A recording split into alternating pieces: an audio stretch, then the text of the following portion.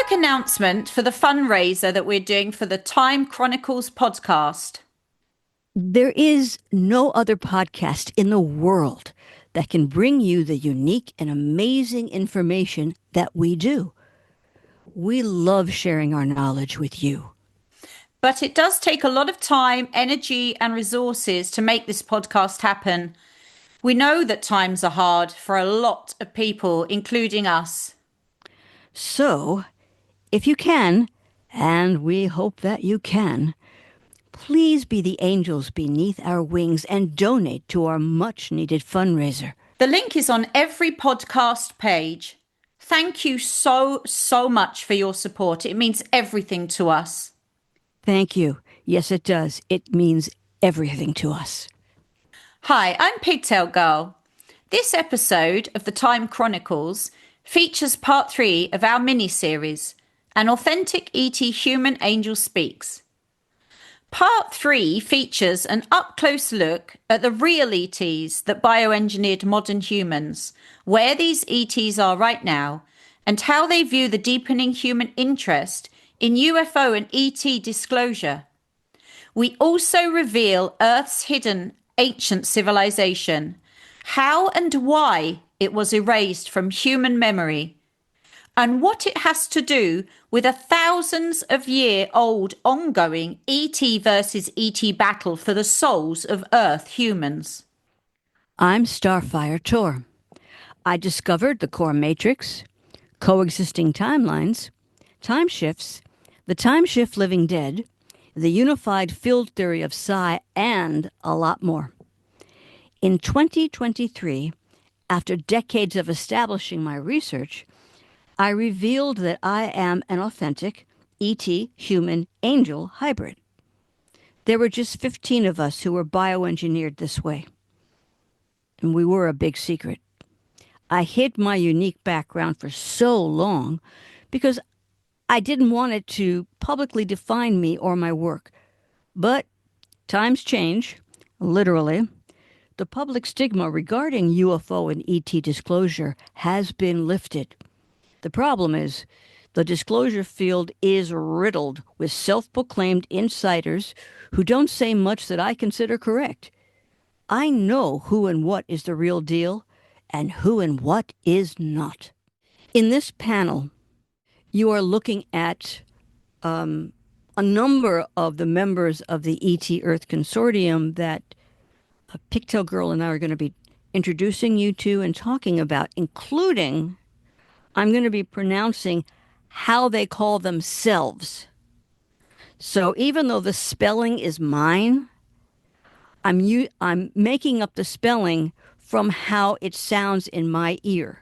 Now, I also want to say that I am not the spokesperson for either the ET Earth Consortium, or as they call themselves, ETEC, and I'm not the spokesperson for the Ilarian ET Angels. These beings represent some of the thousands of ET Earth Consortium members, and they are the bioengineers of modern humans, and they've actually been living on Earth for over 500,000 years. All humans are their descendants. No other ETs. Just these guys. And when legit ET and UFO disclosure happens, it's going to come from the ET Earth Consortium. Not humans, and not any other so-called people who are claiming to be the spokesperson of certain ETs. We're going to be showing you many things in this show. And one of them is to try to impress you with the fact that there is no such thing as the Galactic Federation or the Ashtar Command or the Council of this and that, whatever. It's not just the names. The names are here nor there. It's the description of who certain people are claiming these people, these galactic groups, these solar system groups, these universal groups are. No, their descriptions are completely incorrect. And Pigtail Girl and I are going to give you the correct the correct information. I don't channel these people. I know these people. I know them physically. I know them spiritually. I know them intellectually, and I know them emotionally. And that's what you're getting. When Pigtail Girl and I agreed that I would show myself as this unique person, this is the reason why we're doing it, to help you out. Now, we both know that thousands of people around the world have attached their identities to various, what they believe is the ET groups that they're connected to. But we're going to show you that your your feelings, your intellectuality about being part of an ET group is not incorrect. It is correct. But you're attaching to something that's not correct. We want to help you onto the correct path so you know who the real players are. All right. Picture Girl, if you could put up the next panel, I'd appreciate that. Let me know when Okay, you have it up. here we Okay, got go. it. Great. Thank you very much. Okay, so we're going to show you a series of real beings who are members of specific groups, members of ITEC. And for the first time, you're going to hear me pronounce what their group sounds like. And then Pigtail Girl is going to repeat them so that you can see how easy it is to pronounce them. No matter what languages you speak, when you hear me say their group names, that's what you say too. But it's in all Earth languages because this is their language, Itek language. Okay, so you are looking at right now probably the most utilized imaging of an ET from Itek, except unfortunately they are assigned to by humans to various other non-existent groups.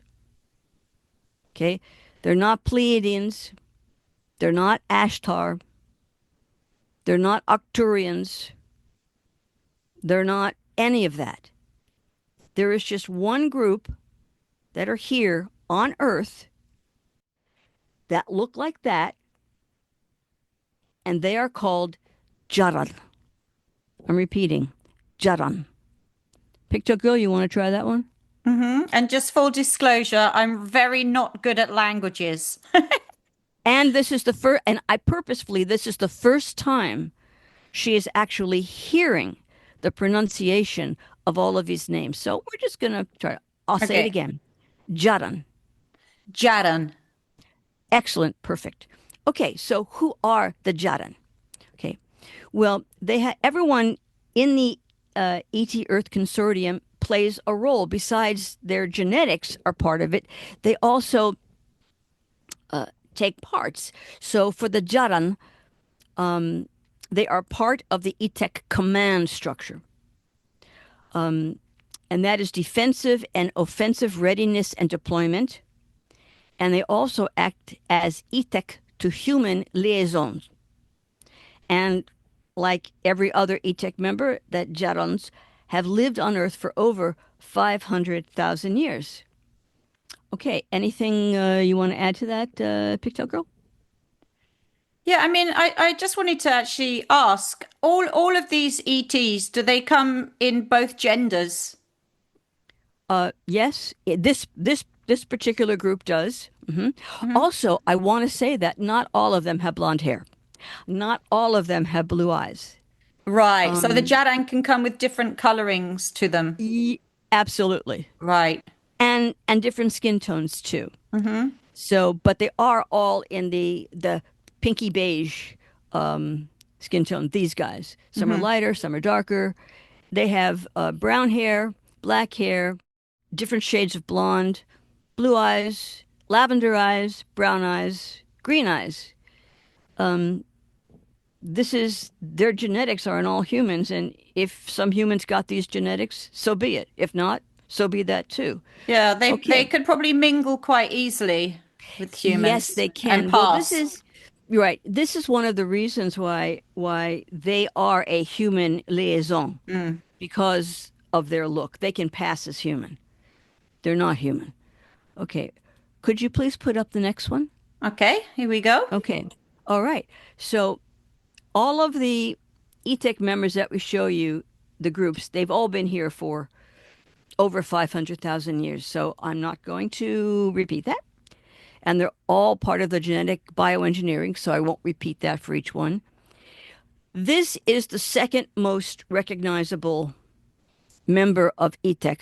They're called the tall grays by humans, which is fine. They understand that. But their actual group name is Clarak. Repeat, Clarak. Okay, Clarak. pigtail group. You got Clarak. it. Well, don't roll your R too much. You almost get to that rolled R, but then don't do it. Okay, say again. Clarak. Clarak. Clarak. Clarak. You, that's it. That's Yippee. it. So, in whatever language you speak on Earth, that's how you pronounce them. So, what role do they play? Well, they are command and control of ETech craft, whether physically on board or remotely. And they're able to open and close human brain gates during and after human and ET interactions. Let me explain a little bit of that. All right. Generally, if there is an ETech craft anywhere in the Milky Way galaxy, because that's basically where they are from. All ETech members are from the Milky Way galaxy and not outside of the galaxy. Clarak will be commanding those craft. And whether they're on board or they're not on board, they're controlling those craft. And they have a lot of helpers. You'll meet them in a moment. They're called the Gree. And the Gree are the little grays. But the Clarak are, I've seen a lot of humans make up things about the tall grays, some of which are a little bit right on the nose. But most of what I see is just made up fantasy stuff. The Clarak, remember, I know these people. The Clarak are wonderful. They're very stoic. And they can open and close brain gates.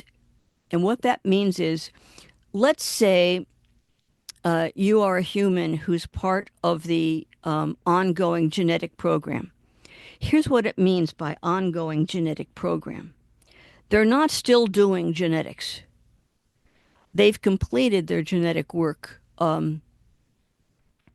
over 42,000 years ago. What they're doing now is they have a series of families that they check on periodically just to see how things are going. So they do come around and they pick up certain members of a family. And the moment they do, the Clarak approaches them once they're in a craft or wherever they are taken to. And the Clarak can do what's called opening a brain gate. So immediately the human remembers, the Clarak remembers who they are, remembers the relationship, and what they remember is that they gave permission for this meetup. They gave permission, and there's no medical procedural that's hurtful. There's no doing stuff to you. There's no holding you down. There's no fear. These are friends. This is old time home week. This is wonderful. And so it is the Clarak that can open the brain gate, and they do that with their brain. Just their presence there. Just the human just remembers. Now, once they're put back to wherever they were taken from, the brain gate is closed on this. So they don't remember specifically what happened, but they have a very friendly, open feeling toward the ETs that they met, the Claraks, the Gree, and sometimes some others. Okay. Hmm. All right. Any other questions on this one, Pigtail Girl? No, it's just, yeah, I know I told you my first sort of weird out of body ET visionary experience where I was shown around a craft, not physically, sort of astrally, I guess, or out of body. And there was a tall grey in the craft that was showing me around. And at that time, I didn't know about any of these beings, and No, I no, hadn't you even didn't. spoke to you about it. Right. So, No, it could have been well when you're dealing with a when a Clarak appears and they're as I described them, you are there. wow. So Okay. what you think is an astral is not, but you are brought into their dimension. Mm. So the fact that you remember it at all, that's a wonderful thing, in my opinion. That means that all of your brain gate was not closed. But I've told you many times, you're, I've seen your brain gates open right before my eyes. Uh, you are so in, intuitive about what's correct and what's not correct, particularly with these other people who say things. You just know. And since before we met, you had that E.T. Craft sighting. Well, I honestly do believe that all of this that happened to me previously was because I was going to meet you and work together with you. In all honesty, I do believe it was sort of a fated journey. I believe the same thing. I do. I think it was just preparation Right, because because otherwise you're I the one. wouldn't have understood anything you were talking about. But yeah, here we are doing this Well, podcast. you're the one who found me. Yeah, I did. I searched for you. You just stayed in my head all for years and years. Like, I need to find Starfighter Tour. Yeah, it's Yeah, true. this was put in your head. I believe so. Oh no, no, I'm absolutely positive. Yeah, yeah. It, it's very very rare. It's like my friend Sherry. Um, she's been a great friend of mine for like decades and decades and decades. And you know, she's so special, but she's special because we have all of these um, timeline and ET connections. Yeah. So, and I know you know her. So, Yeah, she's an okay, amazing lady. isn't she though? Yeah. Okay, why don't we move on to the next? Okay. Okay. Well, this beautiful, beautiful person is a member of Mimosen, the Mimosen group. Mm. Why don't you say it? Mimosen. You got it. Okay. All right. These wonderful, wonderful people. They are scholars and teachers of ancient and modern human languages, alphabets, and symbols. And they are scholars and teachers of the ET Earth Consortium language and symbols. They're just so smart. I learned a lot from them.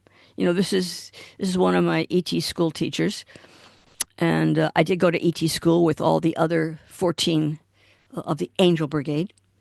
And that's where I learned so much of what I know, not my own research. Hmm. Everything that I discovered, I did not learn in ET school. Maybe I would have if I'd been around there longer, but I wasn't. So, anyway, these people are so sweet and gentle, and there's a lot. Their genetics make up more than 50%. They are in more than 50% of all humans. Mm. They're just they're amazing. Okay, let's move on to the next. Okay. Okay. This being is an Orum. Orum. Autumn. You got it. Okay. So these are one of the most ancient of beings that are part of ETech. They are the keepers of the physical and non physical history of the universe. Wow. Okay. And of course, ETech as well. So when we want to know something, and and this person was one of my teachers too. When you want to know something, anything, this is the person you go to. And when they Yeah. teach, well, when they teach, everything is through the brain, through the mind, and they create scenes that are very three-dimensional. So you're stepping into the history. It's Wow. not like it's not like there's a chalkboard. Wow. It's very, very different. And in NET school, they have these like two-story high round discs that look like they're made of a combination of stone and crystal, and all the history of the universe is contained in these discs. And when they want to teach, we go to where the discs are and they pull them out, and then the Aurum do something, and they can pull out whatever scene, whatever thing they want to teach us, so that we are actually looking at history. It's all this is how they record. It's beautiful. Any questions about that? Hmm. It's just so weird that you said that because I've often wondered myself if there was going to be a point where we had disclosure. You know, humans have been trained not to trust things. How do we know what the past was like? And I often wondered if the ET Earth Consortium had any repository for history, for knowledge, something they would be able to share with humans to convince them or to educate them in some way. They do. And in time, this is how they'll do it.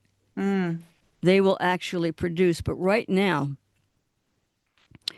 with all of this promise of ET and UFO disclosure that humans can never deliver on, it's a whole other thing is going on. But it'll turn out okay. It's just that you have so many people who are claiming to know what's going on. They don't. They don't. Some believe they do, but they don't. We'll move on.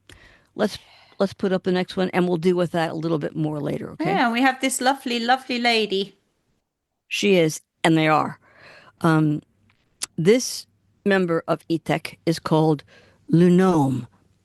Repeat, Lenome. Try it, Pixel Lenome. Girl. Right, you got it. Oh, you're so good. You're so good. Okay, now, what is the job description of the Lenome in ETEC? Okay, they are terraforming subsurface and surface Earth area for life-sustaining habitats above and below ground experts. What does that mean? Okay, terraforming is when some ETs come in and they renovate the planet to sustain the life that ETEC has bioengineered. This can make and move mountains, hills, dales, mesas, waterways, ancient oceans, deserts, everything. It's so that it's conducive for the modern humans and the other animals that are all rolling around here. Big job.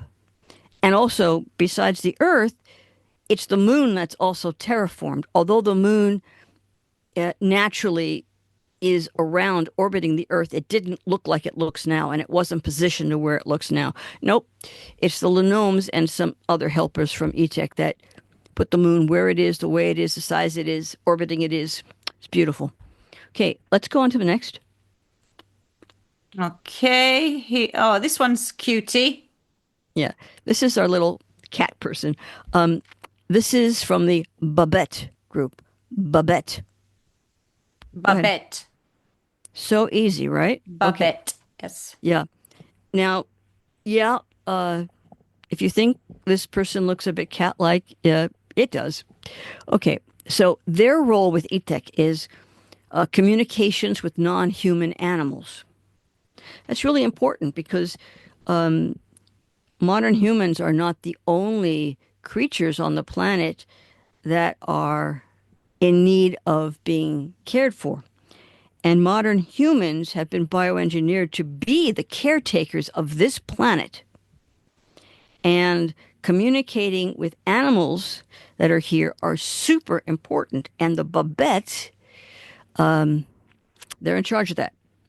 And they're great. And they're just wonderful people. I learned a lot from them. Okay. Next. Oh, here we go. Okay. if this person looks a bit wolfy looking, there's a reason. It does. Okay. This is a group called Dardin. I'll repeat that. Dardin. Go ahead. Dardin. You did it. Just a little less of an R roll.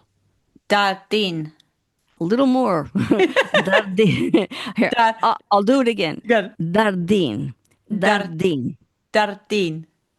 Yeah, Yeah, pretty close. I lived in Spain, so you'll have to I forgive know. the rolling R's there. You've lived in Spain for years, so you've got. That's why I keep saying not the R roll. It's like you come to the brink of it, but don't do it. Yeah. Dardin. Dar- Dardin. Dar- Dardin. You will work on it. I know you'll get there. Anyway, what they do is they teach the architectural element, geology, and earth structures. Basically, this is an architect. And there are a number of different types of architects, but what they do is they teach their modern humans how to live off of the land, the earth, how to build and utilize things that are here. The E-Tech does not want the modern humans to be using their technology.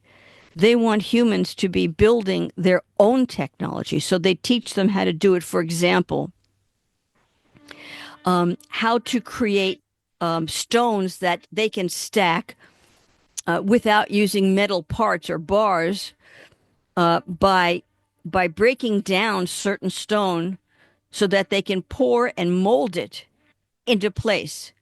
The real ancient stones are not made by actually taking blocks and putting them on top of each other.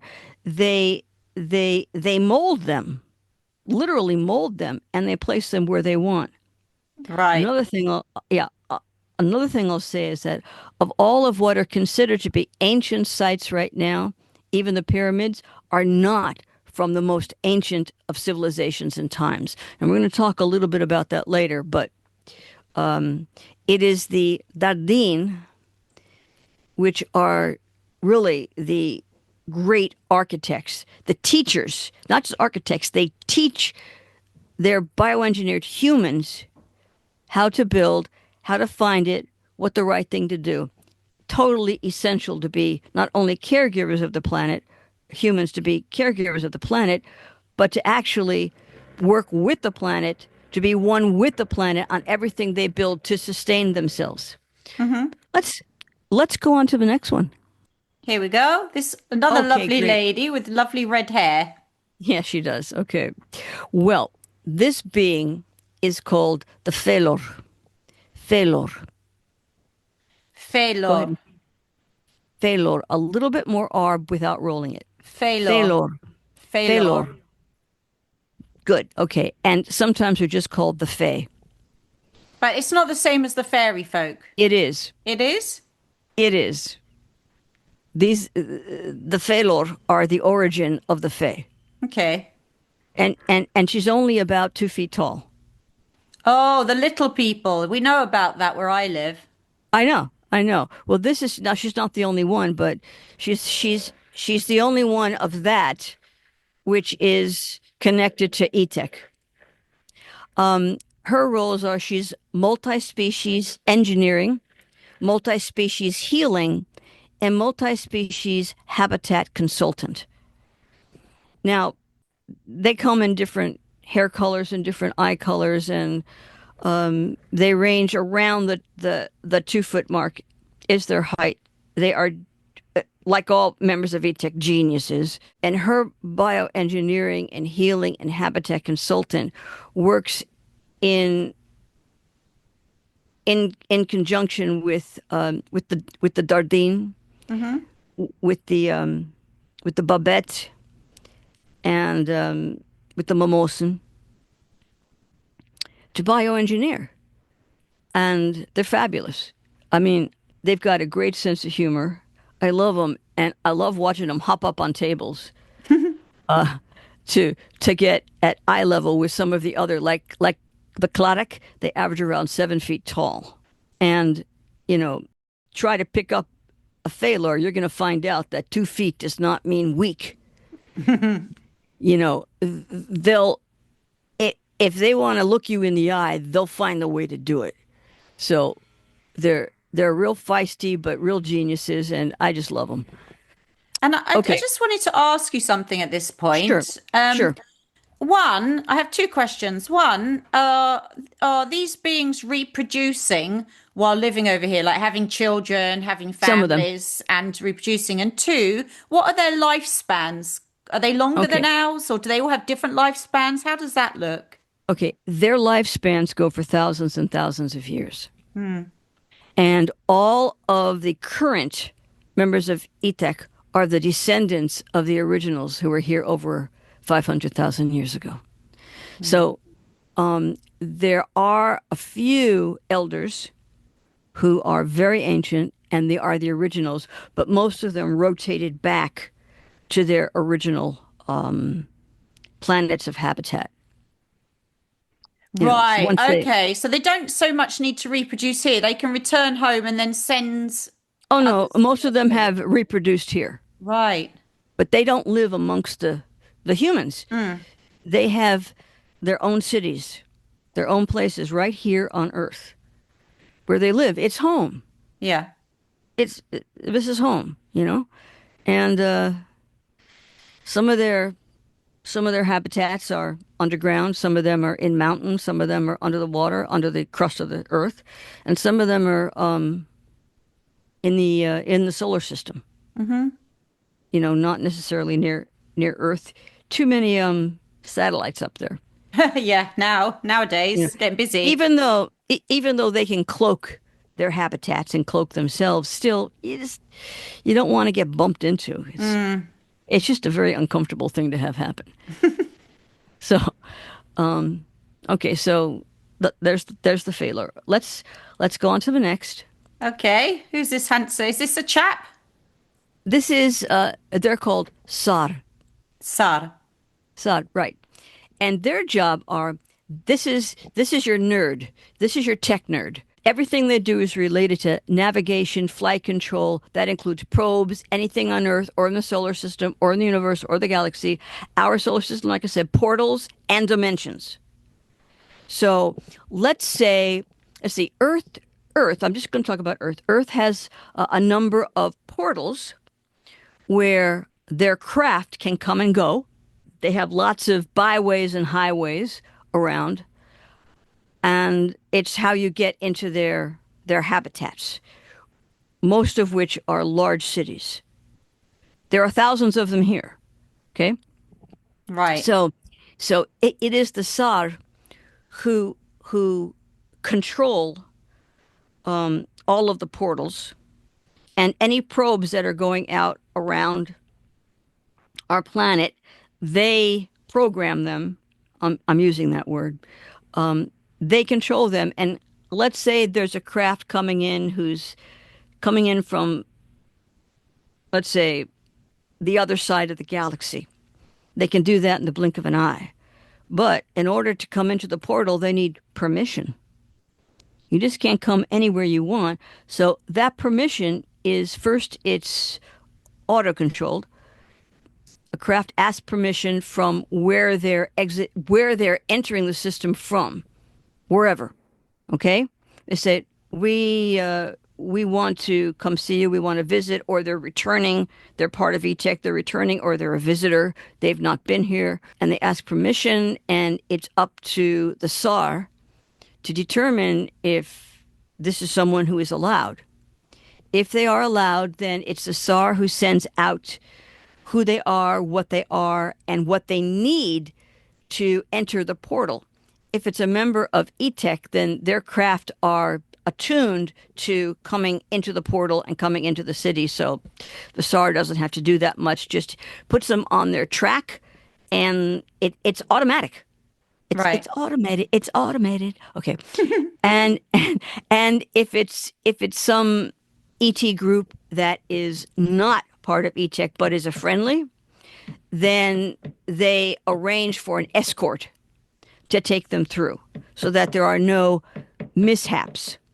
A mishap is when they are ejected or rejected, or they might end up in some place like a bubble dimension, kind of like the Phantom Zone from Superman. We don't want that to happen. So, so this is them. This is your major nerd, and they also help to teach at ET school navigation. And do they have any different color skin tones that they come in, or is it's kind of a There's, greeny color, right? I might have made this too green. I do create the images as far as I can. They have different shades of green, and some of the green can sometimes go into grays or lavenders. Right. But my teacher at school, this they were green, kind of in the mint, but they're a little bit more translucent than this very translucent skin. I wasn't able to create it, but thank you for asking. I did the best I could. Well, I think they're very good images. Thank you. Thank you very much. Okay, let's move on to the next. Okay, now lots of people will be very familiar with this type of look for ETs. Yes. And I've been talking about this for decades because absolutely 100% or 99.99% of what humans talk about ET reptilians is wrong, is incorrect. There's more than one kind. Some of them are our friends, and some of them are definitely not our friends. So, first, we're going to show you our friends. They're called Shade. Shade means ET reptilian. Shade. And this is a member of the ET Earth Consortium, and just about every single human has Shade genetics. This genetics goes into their brain. Yeah, the reptilian brain. Yep, it's called the reptilian brain. This is one of those. There are ET reps, Shades that don't look like this at all. But I just didn't. Just for this time around, I haven't put up their image. But if you saw part one and part two of An Authentic ET Human Angel Speaks, you will. I snuck in there one of the others. But there's more than one ET reptilian out there, and there's more than one of their genetics are in the bioengineered modern humans, and as a matter of fact, original humans too. So this is the Shade.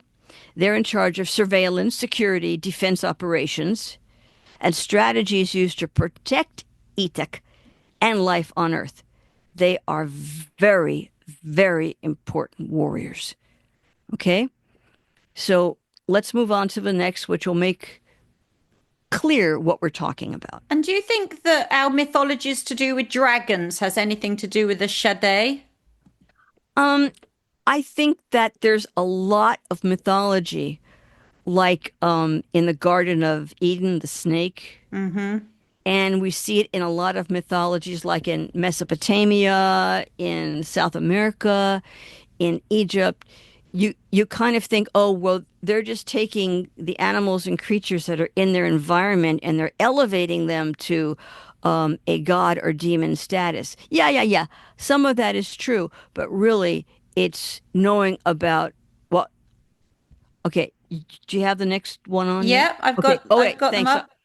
I'm seeing. Sorry. I didn't see it there. Okay, so on the left we have what I was just talking about, the Shade ET reptilians. They are member of the ET Earth Consortium, part of the Earth bioengineering team, and defenders of Earth and defenders of Earth's proper matrix.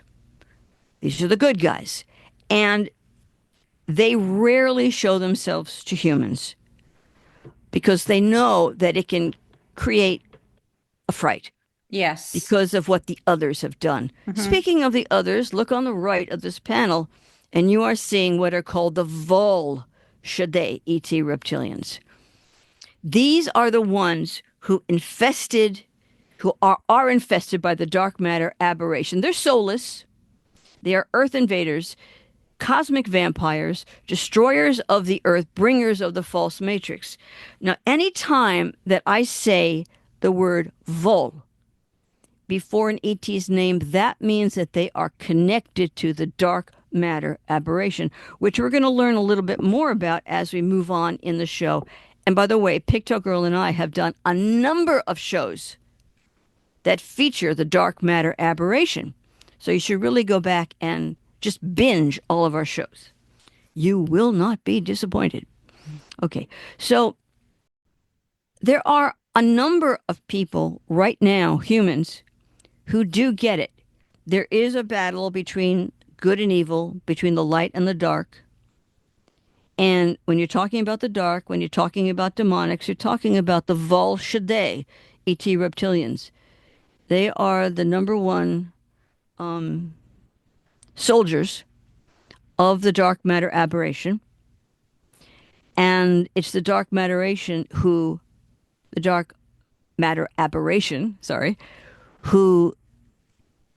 is our big problem in the universe.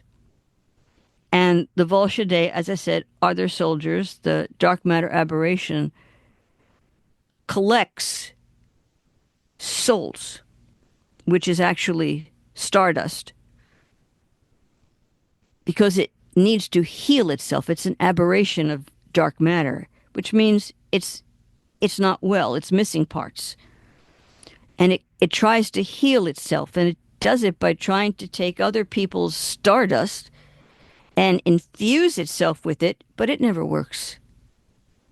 So in order to, but it keeps repeating it.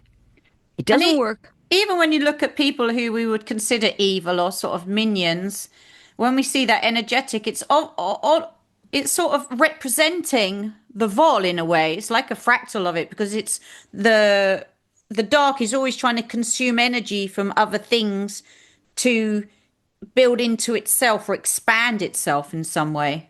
Right. Well, the Vol Shaddai, I'm just going to talk about Earth, but they do this all through the Milky Way galaxy. They like to find mostly younger souls or stardust souls. Younger means basically maybe just a few million years old. But usually these are stardust souls who have very little interaction with physical bodies that they would integrate with.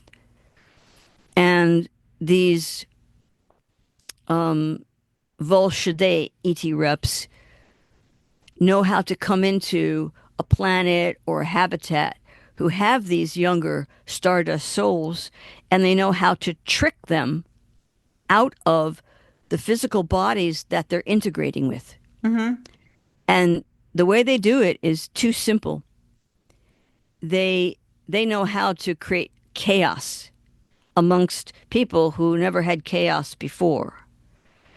And they replace their planet, in this case Earth's proper matrix frequency, with an illusionary false matrix frequency.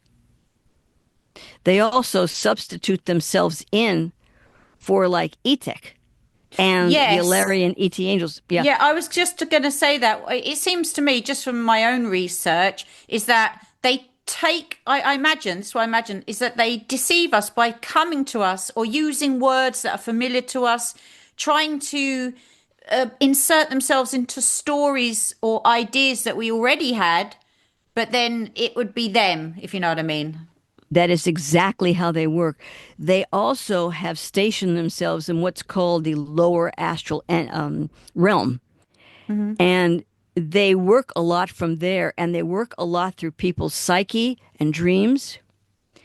And once they collect somebody's soul, they then infuse that body with matter coming from the DMA, the dark matter aberration, and that person's brain is under control of the Vol Shaddai, who sets up in the lower astral realm what I call dark sorcerers. And the dark sorcerers create various belief systems, religions, belief systems, ways of thinking that don't allow humans to remember who they are, where they come from. So they don't remember the ET Earth Consortium. So they don't remember the Alarian ET Angels. So they don't remember the ancient, now lost civilization that was only totally lost about 14,000 years ago. It's not a long time on this planet. Okay? That's like they want to Um, erase the hard drive and then install the new system. right. Right.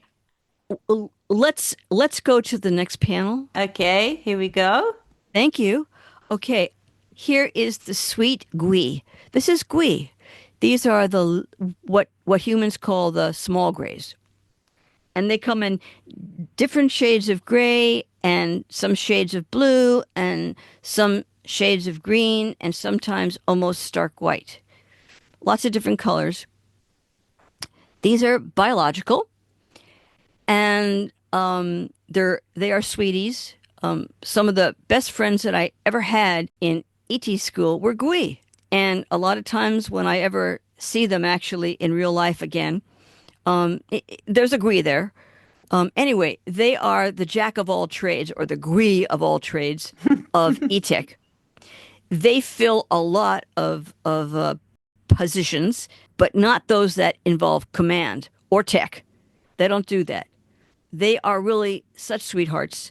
You can find them almost 100% hanging around the Claraks when they're on craft. They're crew members, and they're also away teams, and they have a lot of involvement with human ET interaction. Let's say, as I was speaking before, that the E-Tech is going to check up on one of their generational families.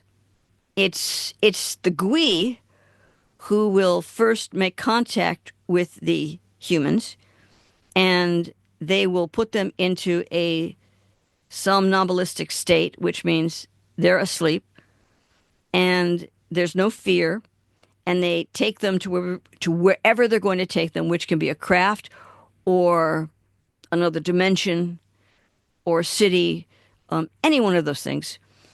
And it is the Clarak who awakens them, and so that the brain gate goes up, and the human remembers, oh, it's old home week, and the Gui are there, and there can even be hugs, absolutely. And so that's who these people are. Let's go to the next panel. Okay, Wait, here do we you are. want to pronounce Gui? GUI. There you go. Okay, so on the left here, you can see that's our Gui, member of the ET Earth Consortium, part of the ET Earth bioengineering team, defenders of Earth life, defenders of Earth's proper matrix. And as you can also see, Gui have colored eyes. Okay, now there are times when the Gui can put down their lids. They have two lids. If they put their second lid down, you're just going to see black eyes. If they open up their lids, you're going to see an eye color. It can be green, blue, gray, sort of amber. Those are their eye colors. Okay? Okay. Look on the right. That's a Vol Gui. This is an ET infested by the dark matter aberration. They're soulless minions of the Vol Shaddai, and they aid in unsanctioned human abductions and experimentation. They always have black eyes. They don't have green eyes. They are biological, but they're also what you might consider programmed AI. Humans will learn as they go along more about how the brains are bioengineered. But these are the ones you really have to be concerned about. They have no soul, they have no feelings, they don't care what they're doing. They do what they're programmed to do. And this can Right. also cause, yeah, and this can also cause problems. There is nothing coming off them as far as emotions, while the regular Gui, the ones on the left, they got loads of emotion. They just, they just have to behave properly around the cleric. They just can't be showing their oh, look who's here, look who we're with. They can do that after the human awakens, but not while they're collecting. When you have like the Volgui and the Gree, would these be beings from the same planet No. Or are they from completely different planets? Well, first of all, these people are spread out all over the galaxy. Each and Right. every one of these members of the ET Earth Consortium, they are here because of something called panspermia, which we're going to get into in just a little bit here. So they do their panspermia bioengineering on loads and loads and loads of planets and habitats. Hmm. And so, sure, they have a home planet, but they themselves were bioengineered. And then the people who bioengineered them, and bioengineered them. It goes on and on and on and on back into, millions and millions to billions of years. So, no, Vulgui are engineered. They're cloned. They don't, Okay. they're not birthed like a regular Gree, which is a different system than humans. Not every ET is the same as a human. They don't have the same biologics. They don't reproduce in the same way. And the Gui do not, the biological Gui, do not reproduce the same as a human. And I'm not going to discuss any more about Okay. that at this time, okay? Okay. All right. And the Volgui, they don't reproduce at all. They are created by Hmm. the Volscidae. Okay. And they are 100 absolutely 100% cloned. One from the other, one from the other, one from the other. So And when you clone a being, you can still fill it with that vol energy when for it to when be they controlled. yeah, their energy that's filled in there is the dark matter aberration Right. and whatever soul that might have been there in the beginning, just like what they would do with humans, the soul is removed. And I'll explain more about how they do that. Hmm. Let's learn about, so that's all of the ETEC group members that we're going to talk about in this particular show. And then their counterparts, the vols, Volscidae, Volgui. Now, I want to move into some of the equally important extraterrestrials that are here on Earth. These are allies, great allies of not just Ethek, but also humans. Even though they don't like all humans, they don't like most humans,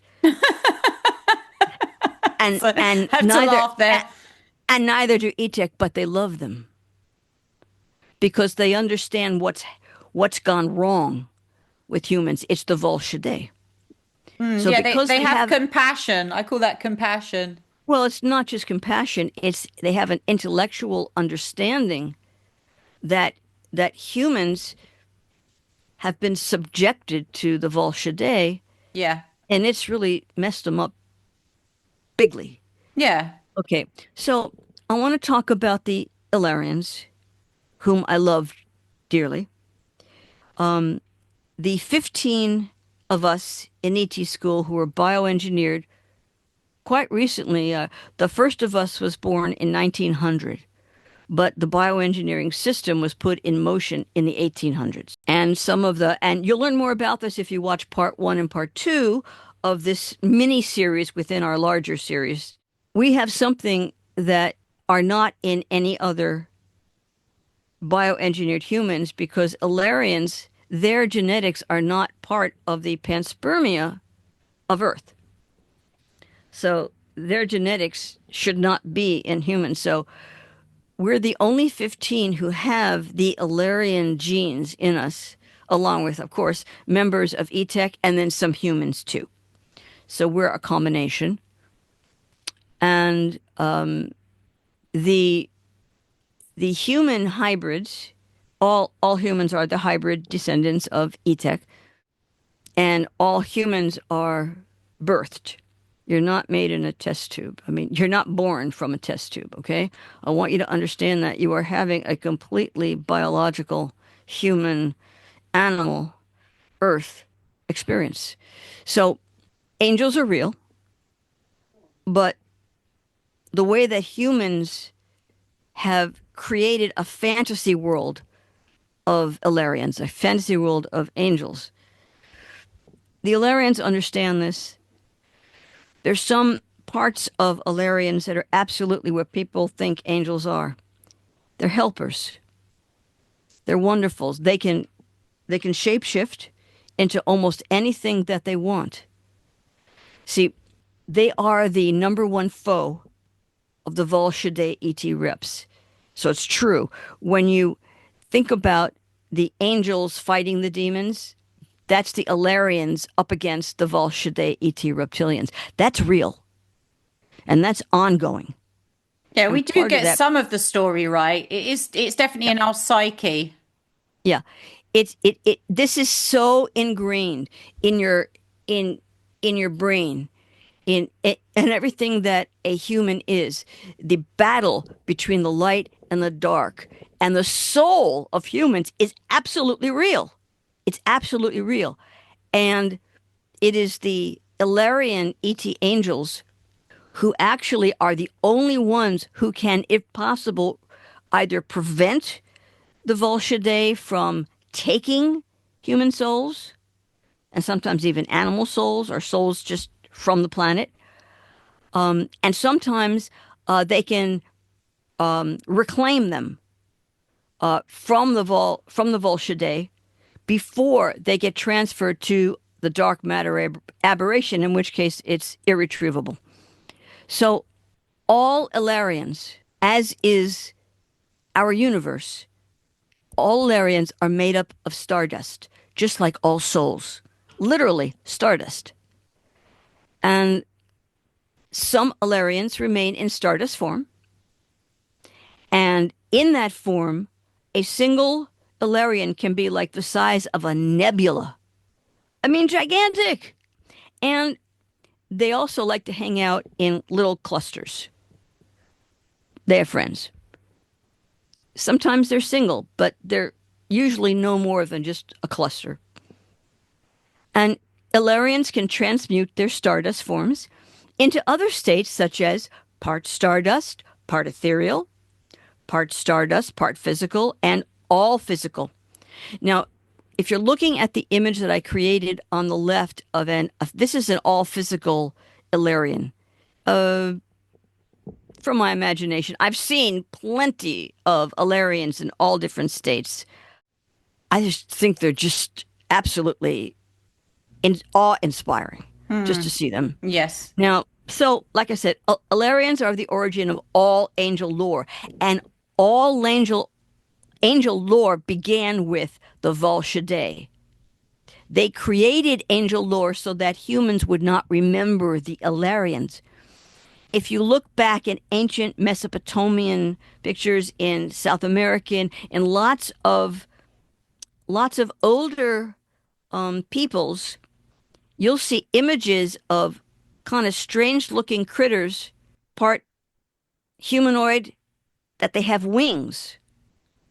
Now, you might think, oh, well, they created wings because they were thinking of their gods, which are ETs, and they were in flying craft, and so they put these wings on them because that's the symbolization of they fly around in craft. Well, okay, maybe a little bit, but actually there are actually beings, the Ilarians, who do have wings, these groups, and they do fly, and the Volshaday did not want humans to know anything about their greatest foe, the Ilarians. So they imposed themselves into the lore, and they made sure that these winged Ilarians were them. Right. You know? Hijacked. Hijackers. Right. Now, they are. Ilarians have been living on Earth for a little over 300,000 years. And we'll talk a little bit more about that in just a moment. So, in this next panel of three Ilarian ET angels, look on the left. Okay, now that's Stardust Ilarian transmuted into a part physical, part stardust winged Ilarian angel. I did my best on trying to merge these two. I've seen them physically in person, but Drawing it is a whole other thing. So there's that. Now, look on your right, and there's a stardust Illyrian transmuted into a part stardust, part ethereal winged Illyrian. So there's nothing physical there. Very beautiful. And in the middle, that's a totally 100% physical stardust Illyrian that's transmuted from whatever else this person's coming from. Mm-hmm. And they can change their form and shape into anything that they want. There are certain things that they don't want and they will never do. And that has to do with, well, reptilians. They'll have none of it. So I just want everyone to have a nice look at this, because this is part of the wonderfulness that's actually out there and here on Earth and in the universe. Okay, why don't we move on to our next panel? Okay. Now, this part of the show is so very important. You really have to use your brain. Logic is going to prevail. This is for anyone who believes that things like the Galactic Federation, the Galactic Federation of Worlds, the Ashtar Command, the Council of Name Your Number, whatever else, these are hollow. They don't really exist. They don't exist because in the scenario of what people claim that these various groups are, the universe and the galaxy are not set up that way. There's nobody who guards us and wants to help us with our spiritualization, who wants to invite, our people into the galaxy or the solar system. All of those things are not the way it works. So Pigtail Girl and I are going to introduce you to reality and show you the way it actually does work. Okay, take her away, Pigtail Girl. Okay, so on the left here, we have a beautiful picture. Our universe is estimated to contain about 200 sextillion stars, 2 trillion galaxies, and 50 sextillion planets. Only 5% of the universe is observable from Earth. This James Webb photo here shows only a fraction of our entire universe, which is still growing. And here on the right, we've got a picture showing that our Milky Way galaxy is estimated to contain up to 400 billion stars and possibly over 3 trillion planets. Of these, around 500 million may be inhabitable. In our universe, there may be about 50 sextillion habitable planets. Earth is 26,000 light years from the galactic center. Okay, now what we really need to impress upon you is, with all of these gazillions and gazillions of planets and people, and remember, a lot of people don't just stay on their home planet. They're spread out all over the place. Do you really think that some little rinky-dink group is like the guardians of the galaxy? They're the ones who say who can come and who can go? Or that special word that people like to knock around, ascension, which does not exist? No. The people who make up these stories are humans. Very Star Trek, very Star Wars, very sci-fi, and very limited. As Pigtail Girl was showing you with the left photo of the universe, humans only see about 5% of the universe. That's all humans can see. Period. Pigtail Girl, am I being clear enough about why there can be no such thing as how the Galactic Federation, et cetera, are described? Yeah, it's just that the universe is just too vast a place for there to be like one overarching group that's in charge of everything. Yes, correct. And also I think humans we just so used to fairy tales. We love fairy tales. We've been so stuck in the false matrix for so long. It's so easy to tell us something that sounds nice and sort of mix bits from other stories that we're a little bit familiar with and merge it into something fashionable or of the moment and then sort of blend it together and then resell it to the Right, masses at a correct. moment where they're looking for something to fill a void or fill a gap where they don't have any information. Right. Well, the the problem here is that within humans, they have a connection to their ET biologics. They do.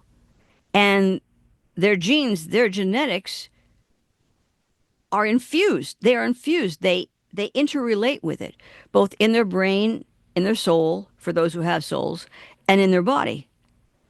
And so these people are naturally going to be attracted to the little itty bitty bitty bit of what is being said or claimed about these galactic federation and whatever else they're called. They're attracted to that because there's a little part of it that is true. Yeah, And the only exactly. part of right. Yeah. And the only part of that's true is that there are ETs. And then you have stories that, oh, these are the ETs that bioengineered you or they made you or they help you along and they help you do this and that. No, no, no, no, no. No, they didn't. Only ETech. And if you look at the photo on the right where it has the Milky Way galaxy, I did a little thing pointing to where we are, our solar system, and where Earth is. That's where we are in the scheme of things. Okay, can we move to the next panel, please? Okay. All right. Now we're getting into the weeds. Okay. In order to really even further understand who we are, how we, all of us, came to be, all of us came to be, and why who we are is a much different story than you're being told by certain people. Okay. Now, what you're looking at here, again, I created this. Um, this is a snapshot from my mind. Now, obviously, it's not a photograph. It's art that I created. The universe that we exist in now is a remnant made from the remnants of a previous universe that no longer exists. In fact, we are not the only universe that exists. It's just that we are separated and we do not intermingle. Now, there are lots of things called black holes in universes, and some of these black holes are so voracious they eat energy. They pull in, suck in planets, nebulas, solar systems, everything. And this, and by the way, this is a natural part of the cycle of life. This is a larger part of the cycle of life than you've seen in school or in movies, okay, such as The Lion King. Uh, yeah. So what you're looking at now is a black hole. Directly around the black hole is an ergosphere. A lot of black holes have something called an ergosphere, which cannot be pulled into the black hole, but rotates around it. Well, some of them rotate. The good ones rotate. Inside of the ergosphere is a little seed of something very important. It's called a matrix. Now, before I called the core matrix, I used to call it the matrix. And then all of a sudden, this movie called The Matrix came along and it confused a lot of people. And so I changed the name of what I'm showing you now from the matrix to the core matrix. Okay. So around this black hole, which is sucking in our old universe. It's literally sucking it in and breaking it up. This, the minute that starts and the ergosphere starts to collect parts of the universe that the black hole just doesn't quite get into the black hole, and the ergosphere collects it. It's collecting remnants. And the moment that it brings remnants into its ergosphere self, which is actually a donut shape, this sparks something called the spark of life from something else called the cosmic all. That's the ultimate, ultimate, ultimate, ultimate of all gods. That's the origin of the God thought, the God form. And the spark of life is exactly what it sounds like. SOL, soul, spark of life. This is the program that makes all life happen in our universe. So once the ergosphere starts collecting remnants of what the black hole is pulling in, the core matrix is literally comes to life, and it begins to grow, and it takes over and intertwines with and takes over the ergosphere. And what it's starting to do is it's starting to build a new universe from the remnants of what the ergosphere has been collecting. And then there comes a point where there is no ergosphere. It's become the core matrix. It's grown that big. When the black hole has consumed the entire universe except for the ergosphere core matrix, it cannot touch that. I'll tell you what happens. A lot of people may be surprised at this, but the black hole evaporates. It ceases to be. It's no longer there. Where did our universe go? Elsewhere. It went elsewhere. Nobody knows. I mean, well, it's just it's in pieces. Yeah. And once the old universe went and the black hole that did the deed evaporates, there's no way back. But, spark of life, core matrix. The core matrix, which is now integrated with the ergosphere, closes up that donut hole and now becomes a sphere. This is our universe, the beginning of our new universe. And from there, the core matrix now has all these spark of life programs, apps, whatever you want to call them, and it begins to put together as best as it can to resurrect our old universe, but as a new universe. And when the core matrix feels, oh, by the way, the core matrix is not a sentient being. It is a system. That's all. It is a system. Mm-hmm. It doesn't, it's not sentient. Okay. But a system with a whole bunch of software. And when it gets to a time when it feels that it's gotten to a point where it can release, it can stream out its very first dominant timeline. It like flips a switch and boom, the universe is born. By the way, that's the Big Bang. You're welcome. Solve the mystery. Wasn't that great? Okay. So that's how our universe is born. And by the way, one day, way after you're gone, this will happen to our universe here. And it will repeat again and again and again and again and again. All right. Now, so there's only one thing in our new universe, which is billions of years old, maybe more. Don't really know. But it's really old. There's only one type of energy which has not been defragmented by this process of what the black hole did. And that is stardust Alarians.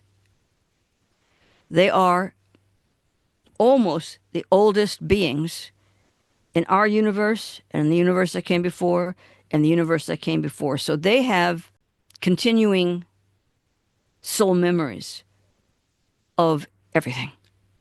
Wow. Okay? It is huge.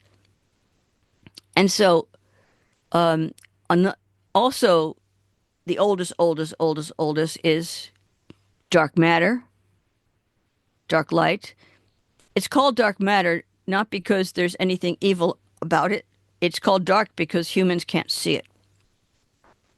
They only know it's there because of its action upon other physical items, elements in the universe. It's just like air.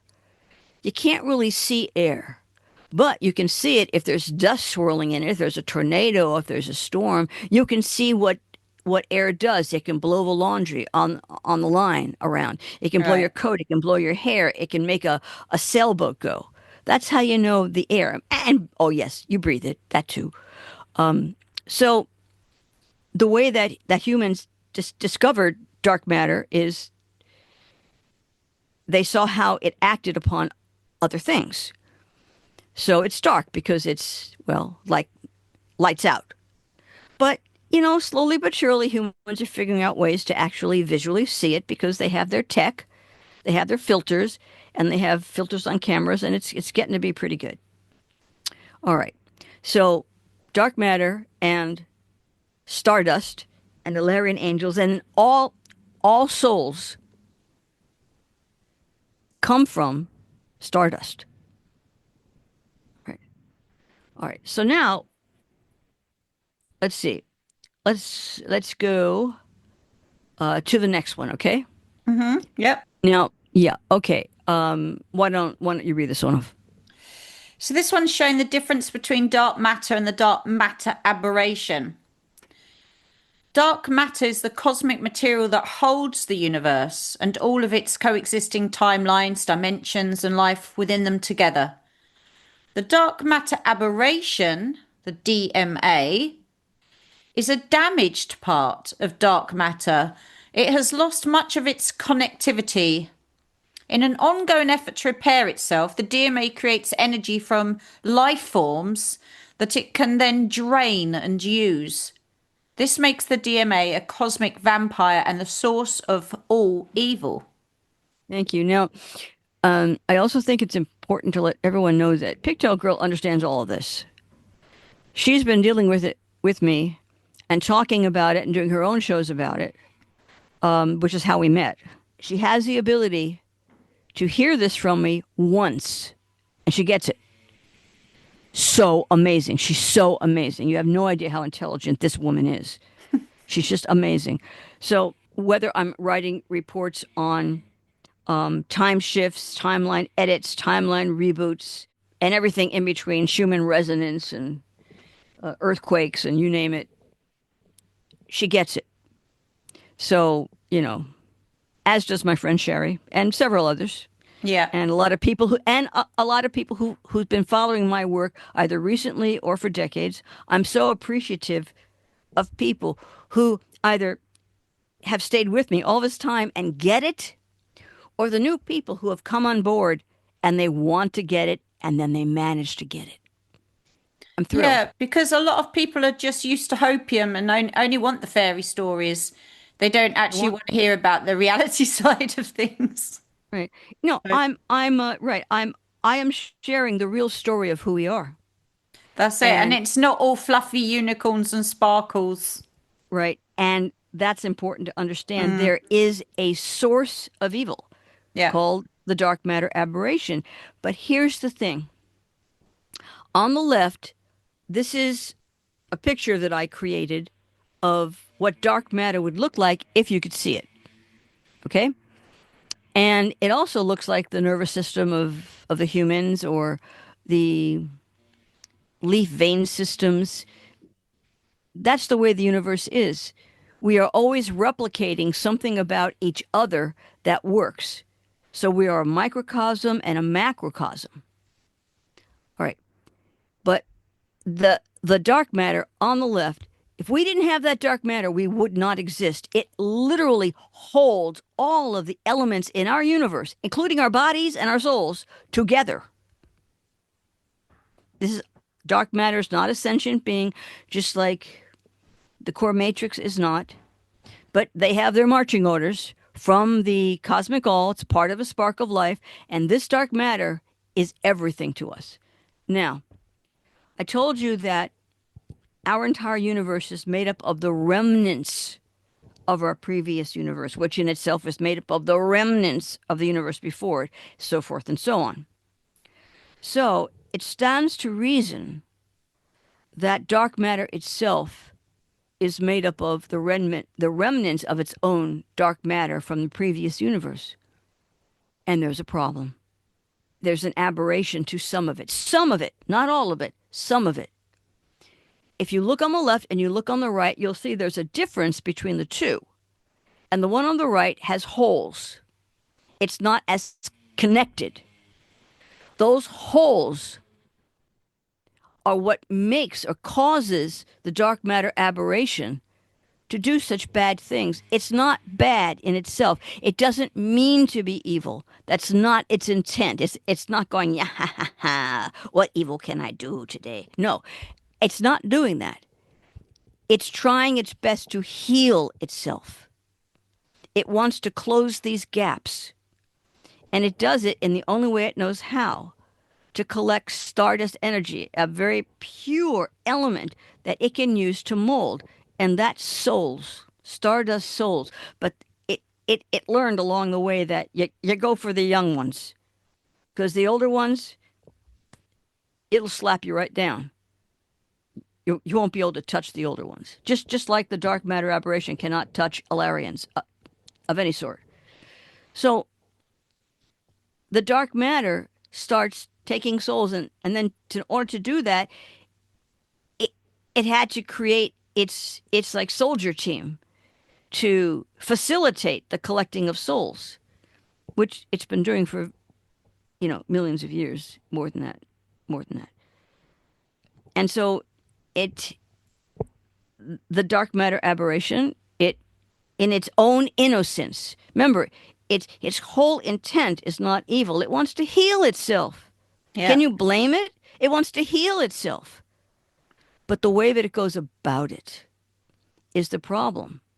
And since it is impossible to do, it is not possible for the dark matter aberration to heal the aberration. But it never stops trying. Okay?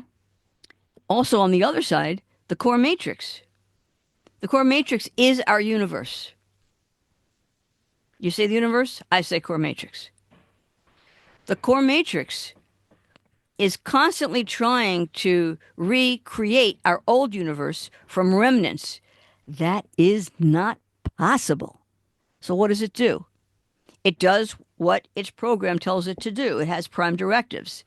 Make this universe what it was. Make it whole. So it's constantly doing what I call timeline edits and time shifts. It edits the dominant timeline to try to bring in better elements to get a better outcome. What happens? Well, it never really gets that better outcome that it wants, but it's gotten into a cycle where if something really, really, really, really, really bad happens, like to planet Earth, it has happened before. It's been blown up and destroyed like a gazillion times. The core matrix can come in and take our dominant timeline offline and repair us. It could take a second. It could take 1,000,000 years. We don't know. We're offline too. And then it puts us back together, reusing the same energy, except minus whatever destroyed us in the first place. And we start advancing again until the next thing happens. And it has to do another time shift and another this, another that. It's the never-ending time shift game, the never-ending timeline edits, the never-ending reboots. This is why it does it. And this is why the dark matter aberration is the aberration. So now you have the Vol Shade. And over the many, many years that they have been collecting Stardust souls for the dark aberration. And what do they get in return? The dark matter aberration processes some of its energy and gives it to the Vol Shade. This gives them their immortality. or near immortality. And this also gives them their marching orders because the dark matter aberration programs the Volshadei, their brains, controls them totally. And the Volshadei, through the DMA, have worked out a system of how they can get these souls. Okay. Now, before I get to that, please go to the next panel. Okay. Okay. Earthia. Yep. Earthia. Correct. Earthia. Okay. Now, understanding panspermia is really important. It's like human scientists today are going, panspermia, is it real? Oh, it's not been proven. Da, da, da. Let me tell you something. Panspermia is like the go-to biological everything to the universe. No panspermia? Not too much life. Okay? Here's how it works. I'm going to use Earth as an example. Billions of years ago, when the Earth was still forming as a planet, this is after our sun, the Sol, already existed. Now these bodies, these rocks, were kind of like molten, mushy. They're called protoplanets. They were being created, and they were pulled around in orbit around the sun because that's how it works. Everywhere in the universe, it's the family. Your solar system is your family. Your galaxy, that's your family. Your universe, that's your family. Okay? So then comes into our solar system another planet that is called Thea. I'm using the name that human scientists today call it because I like the name. Thea. Doop-de-doop-de-doop-de-doop. And Thea, as it's rolling through, collides with our Earth. Okay? And whoosh, you've got, chocolate and peanut butter came together. And now we have two planets that have made one planet.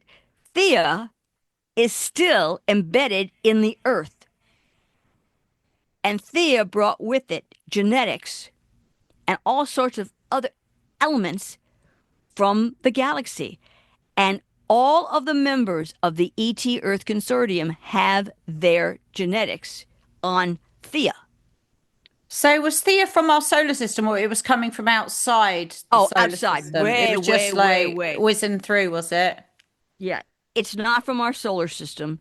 It came from out rolling around our Milky Way. Now, the genetics that were on Thea were purposefully put there by the ET Consortium, and they only put the planet name in there when it lands, and then they put their genetics on a viable rogue planet. Rogue means it's all by itself. It doesn't have a solar system. It has no family, but it's in search of one. Right.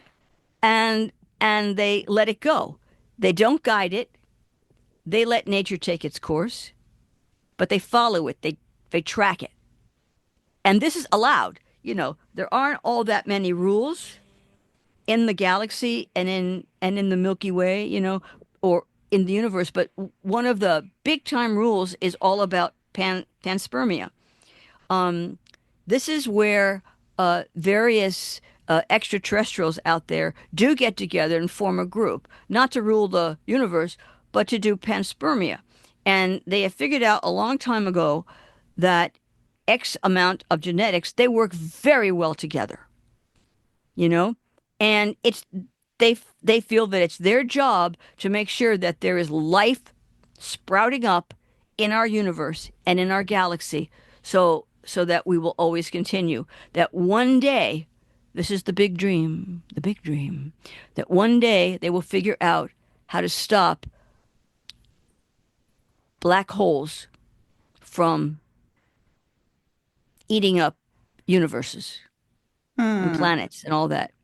It's a dream. It's a dream. And there are other reasons too, but if you don't have a significant amount of intelligent life who understands the way things work, it can't work because the universe is just too overwhelming, as you were saying before. Maybe it's So, a riddle that we're trying to work out, like a game of levels, and each time we fail, it gets sucked in. And then it's like, that's okay, very go, you can true. go again. Go again, Yes, guys. Try and figure out. right, exactly. So they would like to stop the round and round and round we go, because they feel this group of ETs, ET Earth Consortium, and they have consortiums on other planets, but not in our solar system. They feel that if they could stop this ring around the rosy, they would finally be able to meet the cosmic all, the very beginning of who everything and everybody is. In other words, the real original number one cannot be reproduced, what you would call a god. Okay? Yeah. They don't they don't put a form on it. They would never do that. They just call it the cosmic all. They won't even give it a name, like, Harry or June, no. They won't they won't give it a name because that's just so wrong, so awkward for them. But they are hoping to achieve this meetup. Very admirable, I think. Don't know whether it's going to happen, but this is for greater minds than my own. Life goals. Life goals, definitely. So this is a life goal. So they have the panspermia, which is their genetics, are all over this Thea, including the elements that are needed, water molecules and plants and other animals that coming from all these other places. And so when Thea collided with Earth, it stayed. Some of it was ejected, of course, but it never formed another planet. It did form moons, two of them, I think. Yeah, two of them, maybe more. And eventually, as these orbits got going, the larger rock, which was irregular, overtook the smaller one, and they merged. Then, by the time E-Tech comes, they terraform both the Earth, and I like to call Earth actually Earthia because it is two Earthier. planets. Earthia, yeah, I like it. It sounds good. So you may use it anybody that you want. Just make sure that you say where you got it from. So, so this is how the ET Earth Consortium came to be here.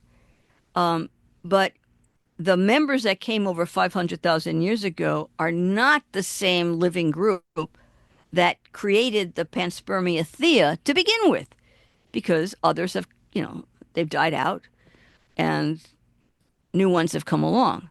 But I think the first sproutings of a humanoid or a hominid that came on the planet was millions of years ago.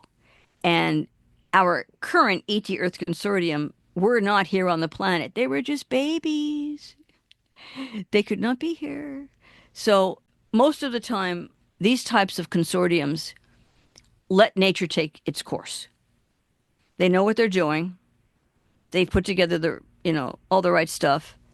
And most of the planets where their panspermia planets go, most of them get caught up in solar systems and become planets that are orbiting a sun. They don't crash into things. Thea crashed. And that's part of the uniqueness of our bioengineering. So the ancestors of all humans uh, started off properly, and so did all the animals. And then things went very weird here. It was the colliding and the melding together of Earth and Thea that sort of altered some things with the Earth that made it a little bit too volatile, seismically, volcanoes, everything, not quite right, a little bit too hostile to survive in. And another thing that went wrong that happened is animals and people started to predate, to prey upon others. And that was not the intent of the ET Earth Consortium at all. So, and in the meantime, groups like the Volscidae, and there are others, but groups like the Volscidae got started, and went, on a hunt to feed the DMA.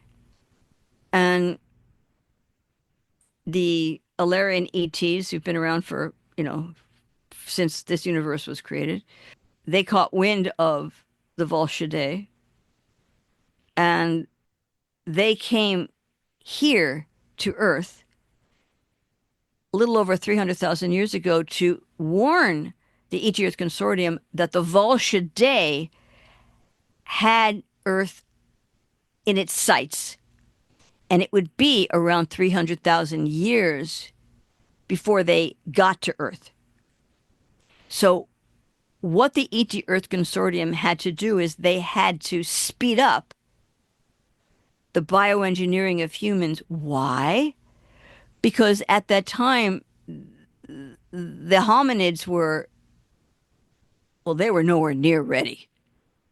They were more in the ape categories than they were in anything that would resemble the way we are now. And more importantly, they needed to have humans be smart enough, brain-wise and otherwise, to be able to help ETEC and the Alarians take on the Volscidae. There is a way to rebuff the Volscidae. So the ETEC focused on accelerating the growth of the hominid brain. And with that, of course, the brain case, the body, everything.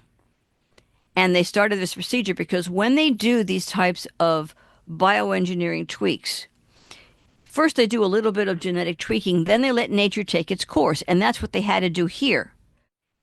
About 42,000 years ago, and if you could put on the next panel, please. We go. Okay. About 42,000 years ago,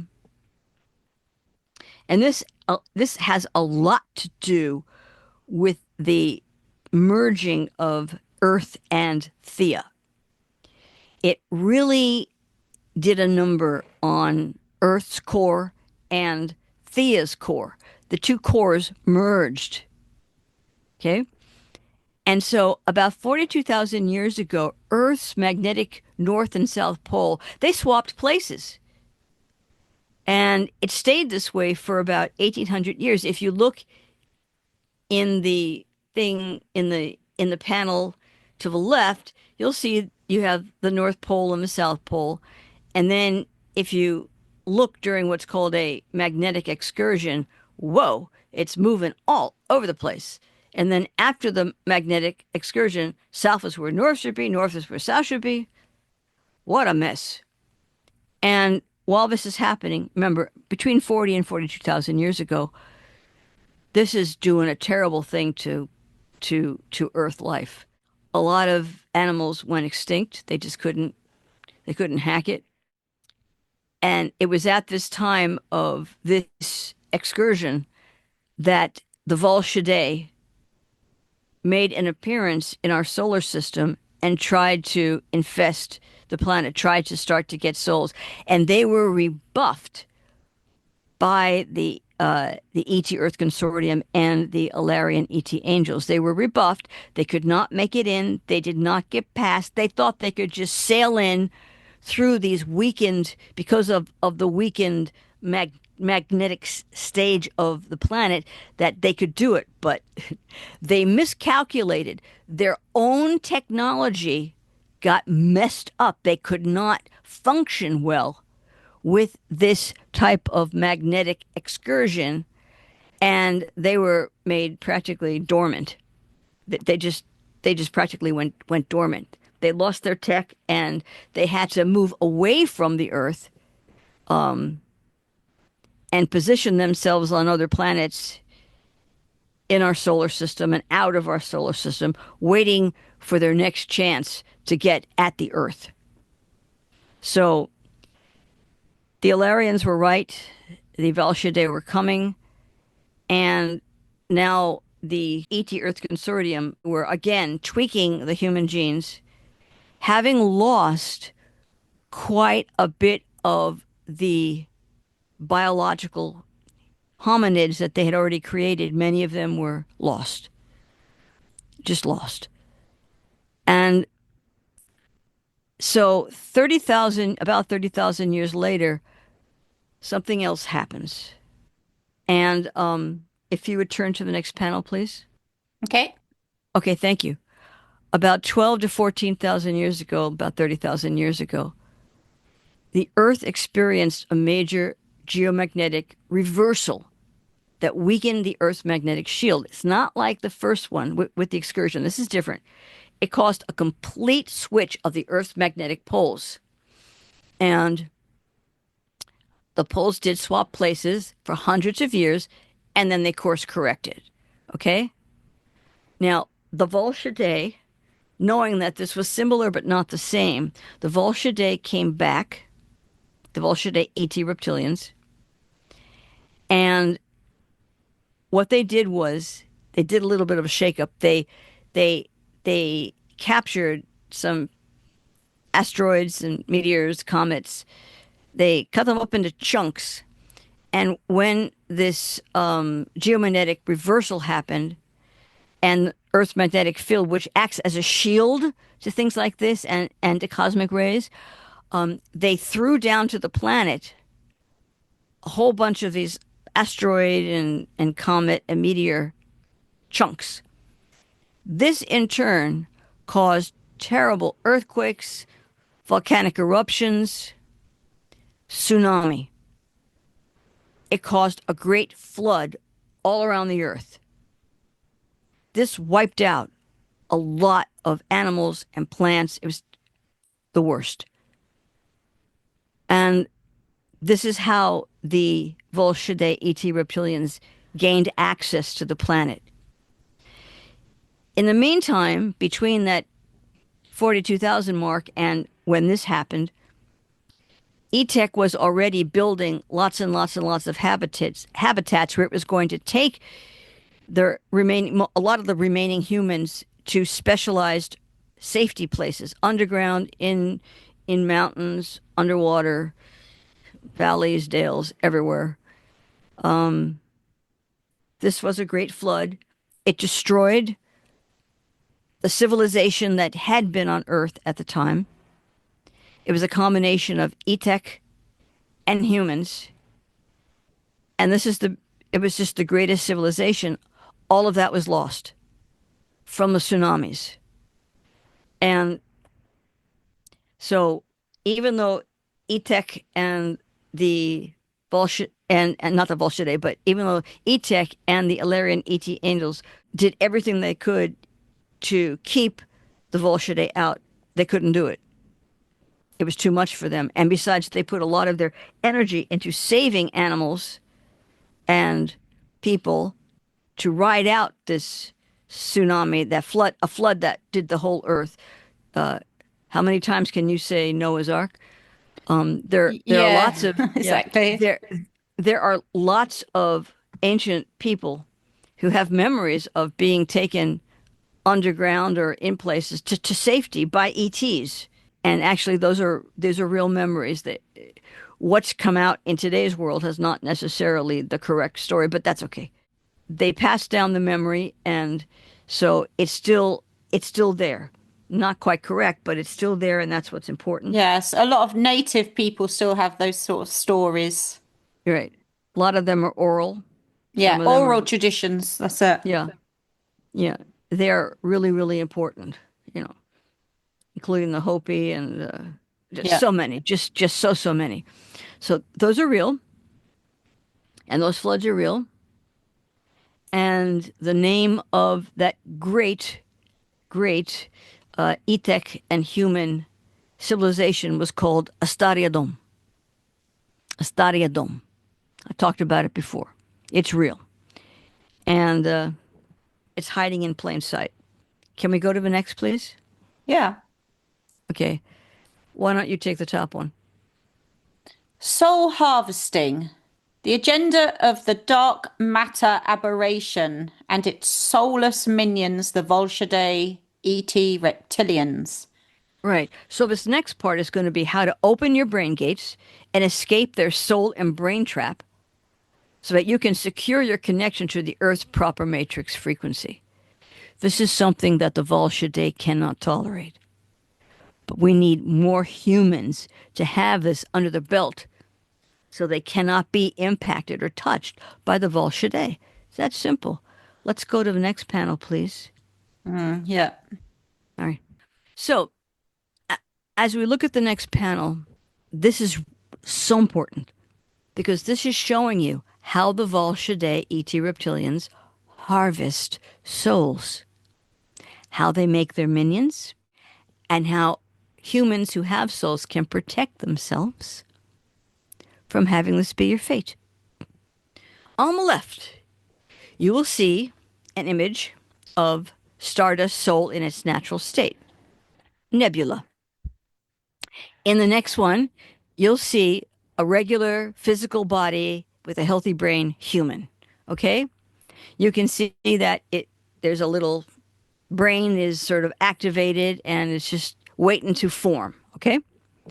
In the next one, you have soul, brain, and body integrated. A soul doesn't jam itself into a body and be contained by a body. That just simply wouldn't even be possible. The soul is so much larger than a physical form.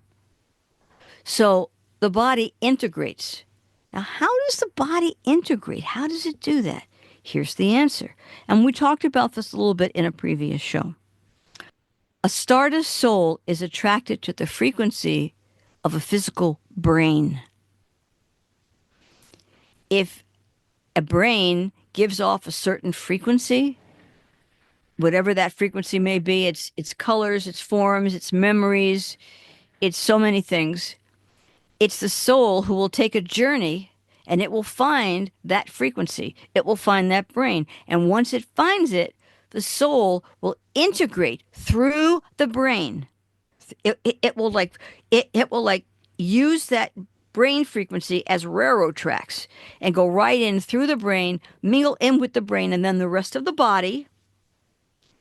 And that's how a human and anyone else, but we're just talking about Earth right now. This is how a human gets their brain. Okay.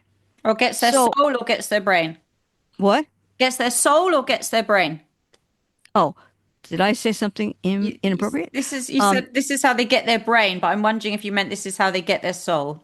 You are correct. You have corrected me properly. This is how the body gets their soul as the soul integrates with the brain.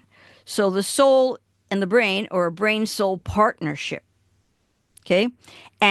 But most of the brain is outside of the body, still doing its Stardust thing. And this is also how a person can lock into a more vast awareness of the universe than they would normally have because they have this wonderful Stardust soul integrated with their body. Now, this is so wonderful. This is so great. How does the Volshadei get somebody's soul? Glad you asked. I will tell you. I will tell you now.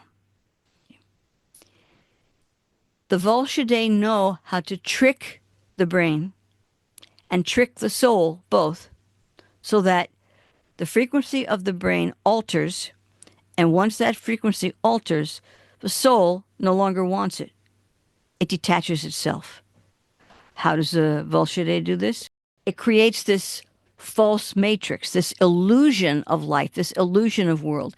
It creates a lot of very negative things going on in the human's life that it never had to deal with before, all manufactured by the Volshadei and implemented by human soulless minions of the Volshadei. In other words, minions that the Volshadei have created. You can see that form on the right. Okay?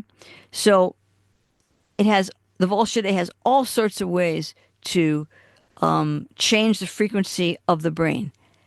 And once the frequency of the brain is changed, the soul just goes, I'm out of here. It cannot be associated with that brain. And when that happens, and the brain is newly disconnected from that very active brain, the Volshadei are right there to capture it. They have a a soul capture, and this is the soul trap. The the soul trap has two sections to it. The first is the soul itself disengages. Literally, it cannot hold on to a frequency that it is not one with. You know, it's not simpatico with. And the other thing is really messing up the brain. And how do you mess up a brain big time? You shut down a lot of its brain gates. What's a brain gate? The brain gate is your intelligence. Okay, I know that all of you somewhere down the line have played computer games. Whatever those computer games are, whether on your cell or on a laptop or on a big desktop. You've played those games. Now, there are different levels to those games. You have beginners, intermediate, advanced, super advanced. Well, the way that a game can do that is they have these gates. And when you go from a beginner to an intermediate, let's say you're playing Scrabble. Okay? I'm just using that as one example. When you're at the beginner stage of Scrabble, the computer's brain gate is up most of the way because it's just generally letting the human see and hear a limited amount of information coming in. So when the brain was open and then suddenly the brain is shut. In other words, the brain is allowed to see, oh, here's a game. I want to play this game. Yes, I like this game. I like words. I like the way they integrate. Integration of things. That makes sense because that's my brain and that's my soul and that's my life and those are my friends and that's my family. Integration of humans is like, oh, so important. Just like it is with animals, but it's really, really important. Now, once the brain and the person starts to play the game of Scrabble, it's necessary for the game itself to shut down part of its access to its greater knowledge so that it's only going to be playing with baby step type of Scrabble game. Only, a certain amount of words are available. Nothing super hard. And once the human learns to win at that low edge type of a game, it raises the stakes. So it makes it a little bit harder for the human to do. So the human has to play harder against a computer that has now become smarter. And then you get to the next level and the same thing happens and the same thing happens. Well, with humans, what the Volshadei has done, starting 12 to 14,000 years ago, this is a very short time, by the way, in humans being on Earth, 12 to 14,000 years ago, it started to do things to the human brain just by creating this false matrix, illusory world that created humans who started to be separatists. They didn't want to be all for one and one for all. They wanted to separate themselves in a fake way by the words you speak, the language you speak, the color of your hair, this, that, everything else, your occupation, whatever, where you live, what your personal status is. The original humans didn't have any of that. But the Volshadei brought that in. And when the Volshadei did that, that automatically began to lower a human's intelligence. That's lowering brain gates. It began to lower its intelligence and brain gates. So humans began to forget. They began to lose their connection to their ancestors. Those ancestors that came before them that are human, and those ancestors that originally the Etek, they would forget them. And they were on their own, and it was, human eat human, animal eat animal eat animal. It was fight, fight, fight, fight. It was wrong. This is not the way that humans were supposed to be. It's not the way that animals were supposed to be. The caretakers of the planet. But now everybody was in their separate, corners, and there were more corners than there are corners. that the brain changes frequency. It's like suddenly you're wearing certain colors for a certain time. Say you have blue and green and yellow and red and orange, and you love these colors so very much, and you wear them as garments all the time. But suddenly, your brain gates are lowered, and the only color you want to wear is orange. Mm-hmm. And not only that, but you can't even see the other colors. Right. You just can't even, physically see them. So you're limited, and of course, you start to fight, and you lose touch with your own history. You lose touch with your own genetics. And if you lose your soul, you are lost. And it doesn't mean that a person who's lost their soul isn't intelligent. A person who's lost their soul can be like the most genius person on the planet. But if you don't have a soul, you can't connect. You cannot have a memory. You cannot have a genetic memory. You can be easily fooled. Okay, this next panel is very much like we showed you the pictures of our universe, the 5% that we can see, and a picture of an artist rendition of our Milky Way galaxy, because Picto Girl and I wanted to show you the vastness, the real vastness of the universe, and why there's not just, any group telling the rest of the universe or the rest of the galaxy how to behave, who can do this, who can't do that. We're now going to take you into the beginning of this. The Volscidae did create the myths. They created these separations. They imposed themselves into them. And they also had humans making certain things in the night sky to be of the highest of importance. And then, after they did this, thousands of years later, they created their gods as associated to these things. And today, doing the same thing. Let's start from the beginning of this. Okay, so we have this image. These are all of these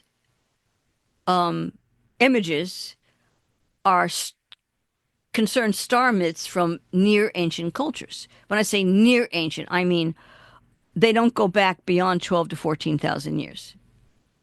Because then you get into the real ancient Astaria Dome, and there is no religion that goes back that far. There is no memory that goes back that far. There's no anything.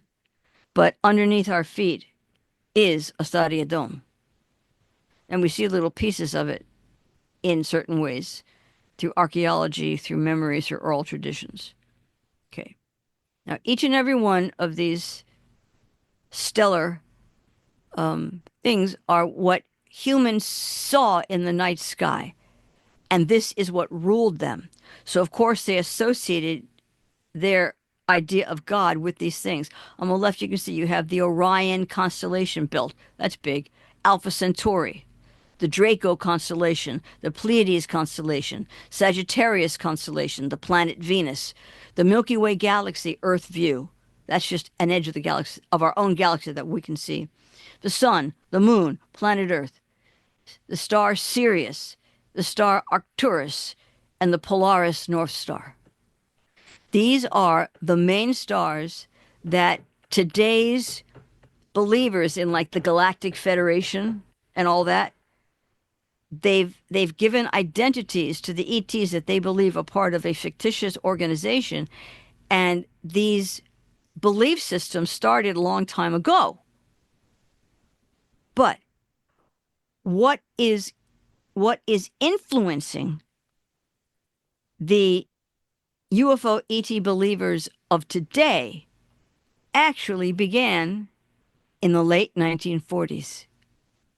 Picture Girl, if you put up the next one. Here we go. Okay, perfect. Okay, here we go, guys.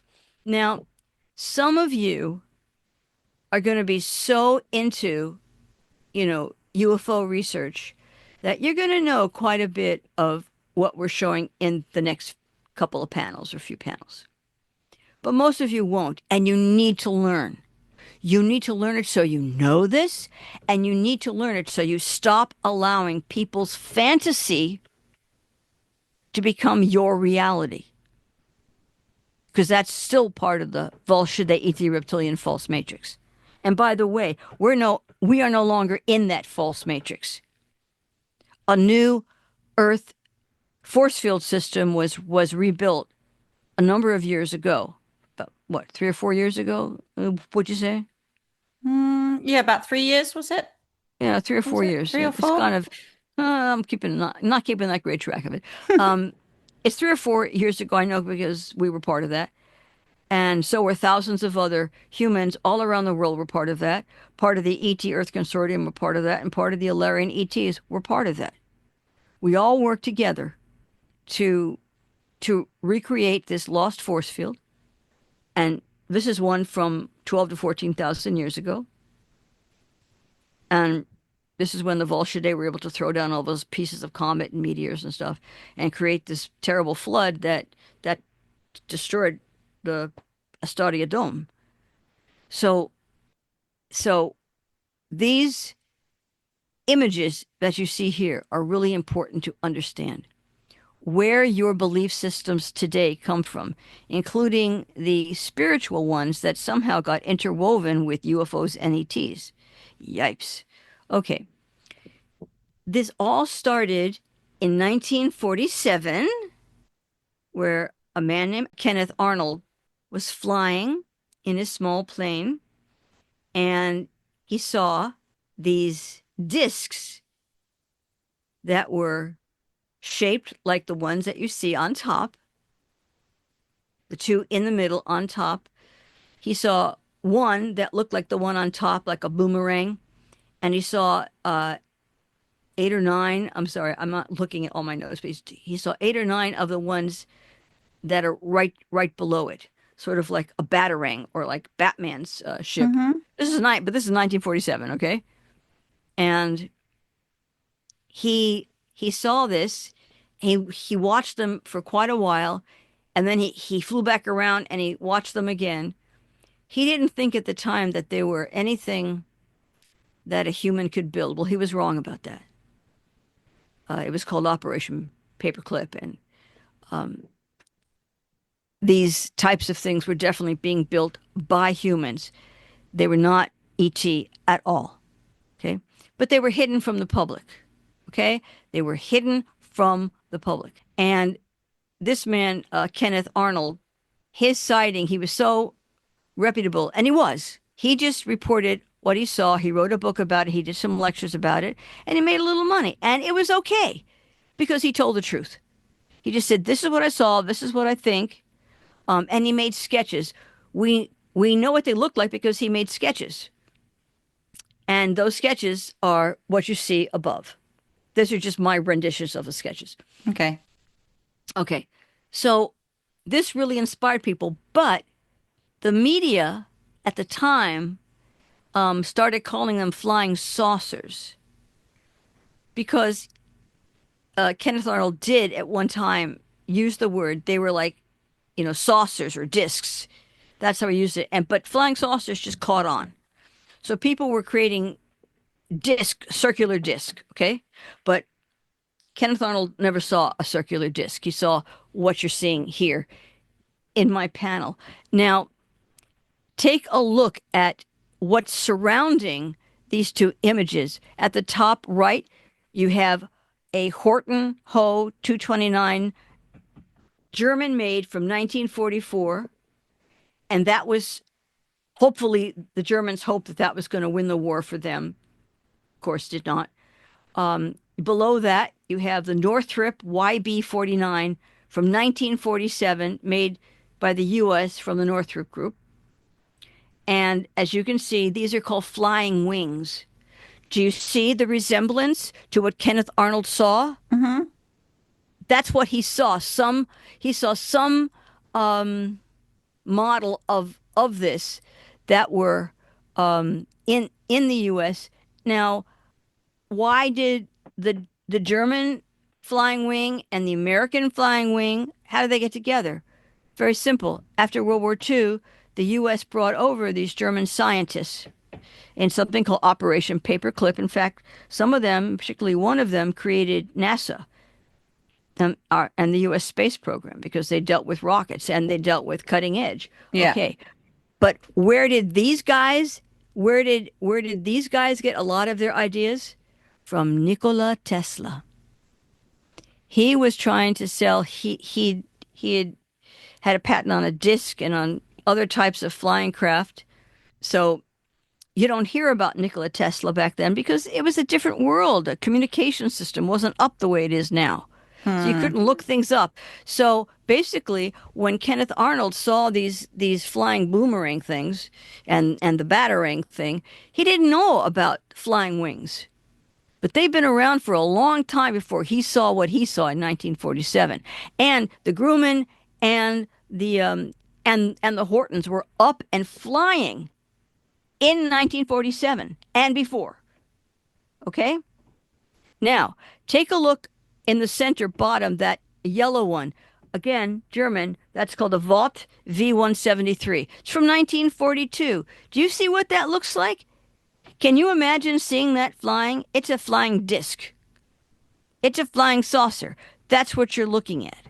Okay? And that's 1942. Thank you very much. All right. Now, let's look at the bottom right. That's a Northrop Grumman B2 from 1987. We have various iterations of them. You know, when that baby flies and at a certain angle, because of how narrow it is, how thin it is, and the way that the wings are, it looks like a flying saucer. Hmm. It's really amazing. So this is a flying wing, and back in the day, the older flying wings that you're seeing up there had stability problems, and those stability problems were alleviated when they created something called fly-by-wire. And so when the fly-by-wire were installed in the B2s in the U.S., this created stabilization, and now we have a fleet of these babes, and we have the next generation quite recently. Humans, you also need to keep in mind that anything that you're seeing today in tech is anywhere from 30 to 80 years old. It was developed or in developing between 30 and 80 years ago. Okay? So, by the time that the B2 was unveiled, it had been in flight and doing stuff for like 30 years. So, that's a shocker. Okay. Now, when you look when you look on the left, you're going to see this is a movie, first a book called War of the Worlds by H.G. Wells, probably the most brilliant science fiction writer of all time. Left is the book which came out in the late 1800s. The late 1800s, okay?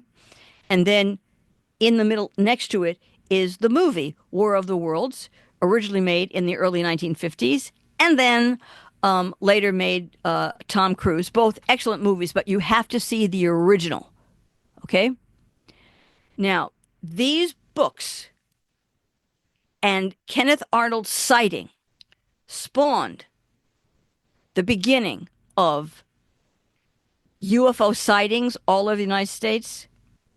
What were they actually seeing? For the most part, they were seeing black ops, human tech. And, basically the U.S., most importantly, and some Canada, some England, maybe even Russia. I don't know about that one. Maybe. They had these craft up and flying, and they used the Kenneth Arnold sighting, and they used all of these other people misunderstanding that what they were seeing was not an alien craft or an alien invasion, but was actually black ops human made craft. Of course, there are ET craft around. ETs are real and their craft are real, but mostly what humans have been seeing from this time was human made craft. I'll get more into that in a second. If you please go to the next panel. All right, now we're going to get, down into the weeds again. Going to name names. We're going to go back to the early 1950s. We're taking it way back.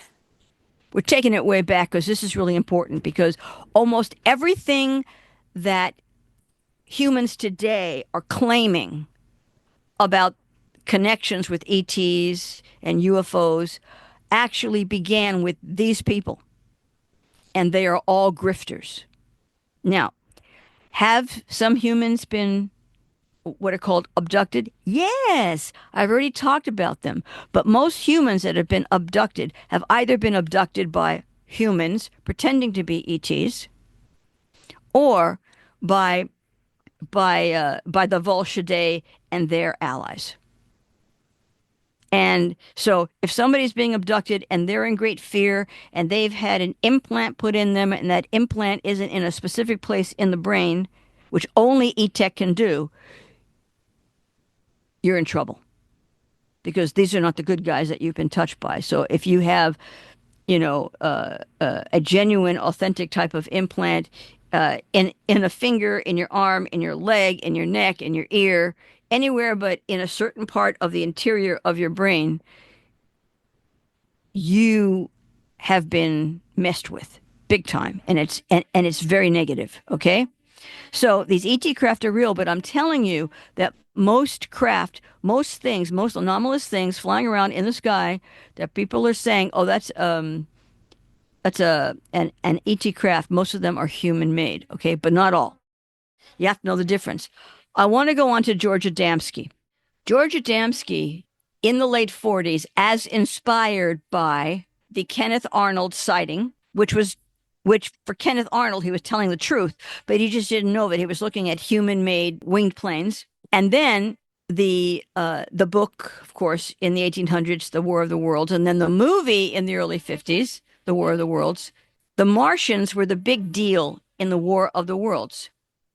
And so humans got to saying, oh, Martians this, Martians that, we must, Martians must be here, Martians everything.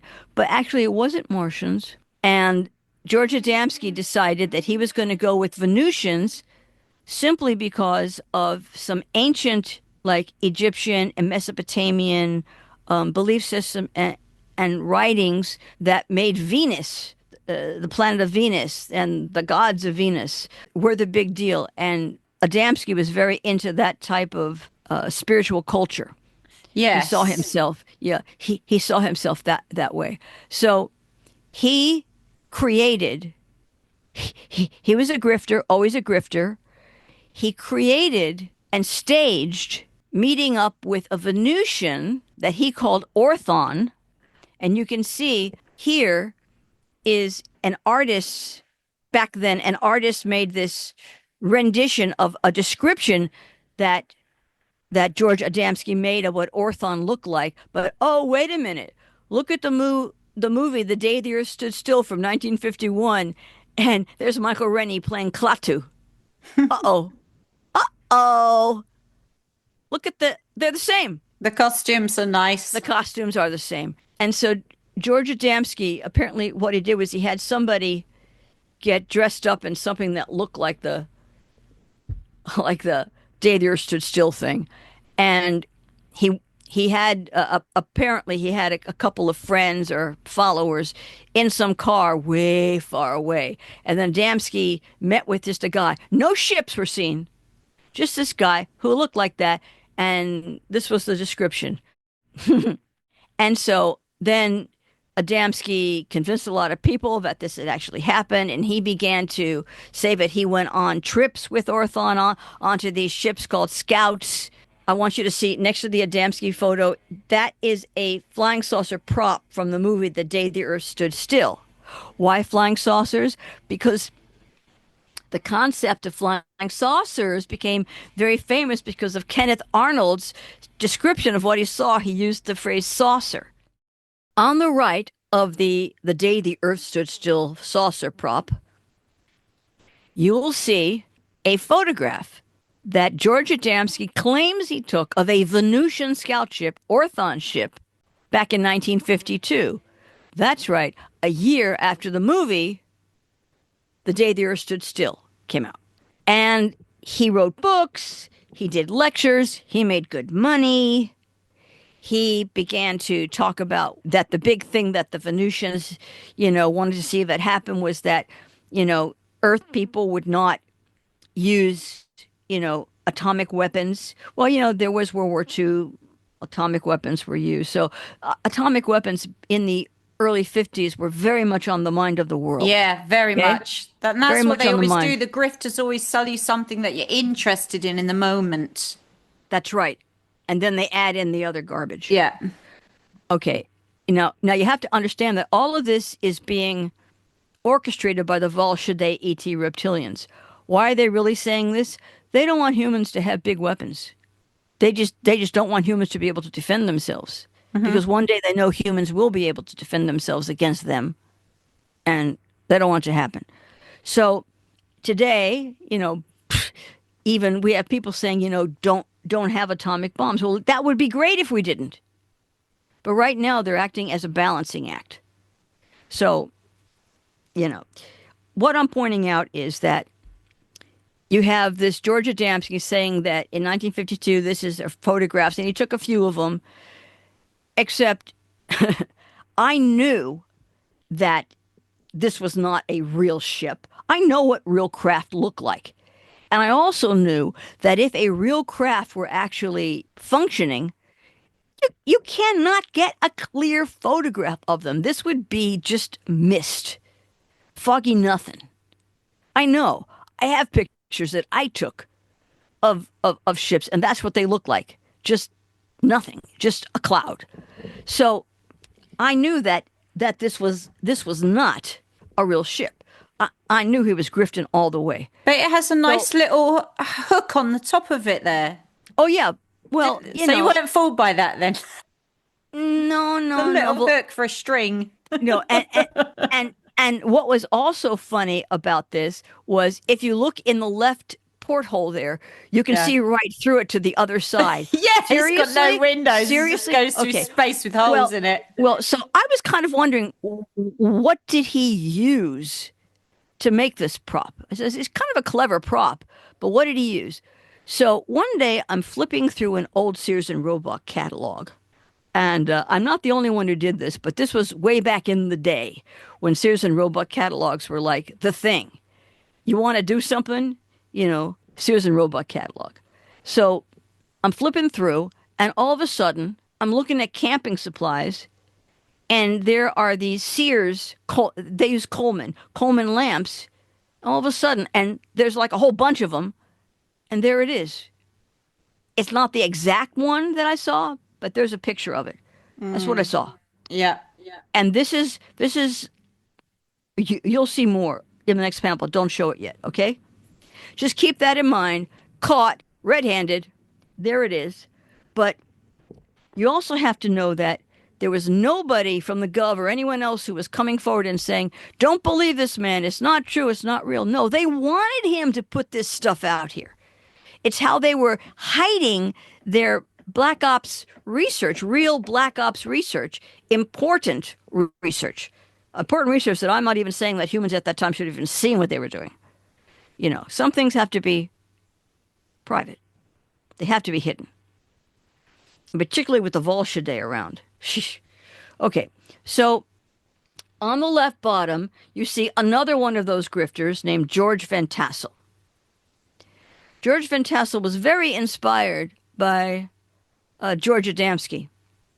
He was inspired in many ways. George Adamski also, like I said, he was so into being a guru that he started a spiritual school very tied into his Venusian ET experiences and put out all of these things that combined spiritualism with ETs and their craft. Okay. George Van Tassel was actually a very intelligent man. He was a pilot. He worked at an airport back in the day. And he also liked Nikola Tesla very much. And he studied what he could of Nikola Tesla stuff, whatever was available in the day. George Van Tassel is the one who created Ashtar, literally created Ashtar. And it's the first, Ashtar is, and I know I'm sorry, Ashtar believing people, but he started Ashtar, and Ashtar is the beginning word of the town, the county in which he lived. Sorry. It was Ashtarabula or something like that.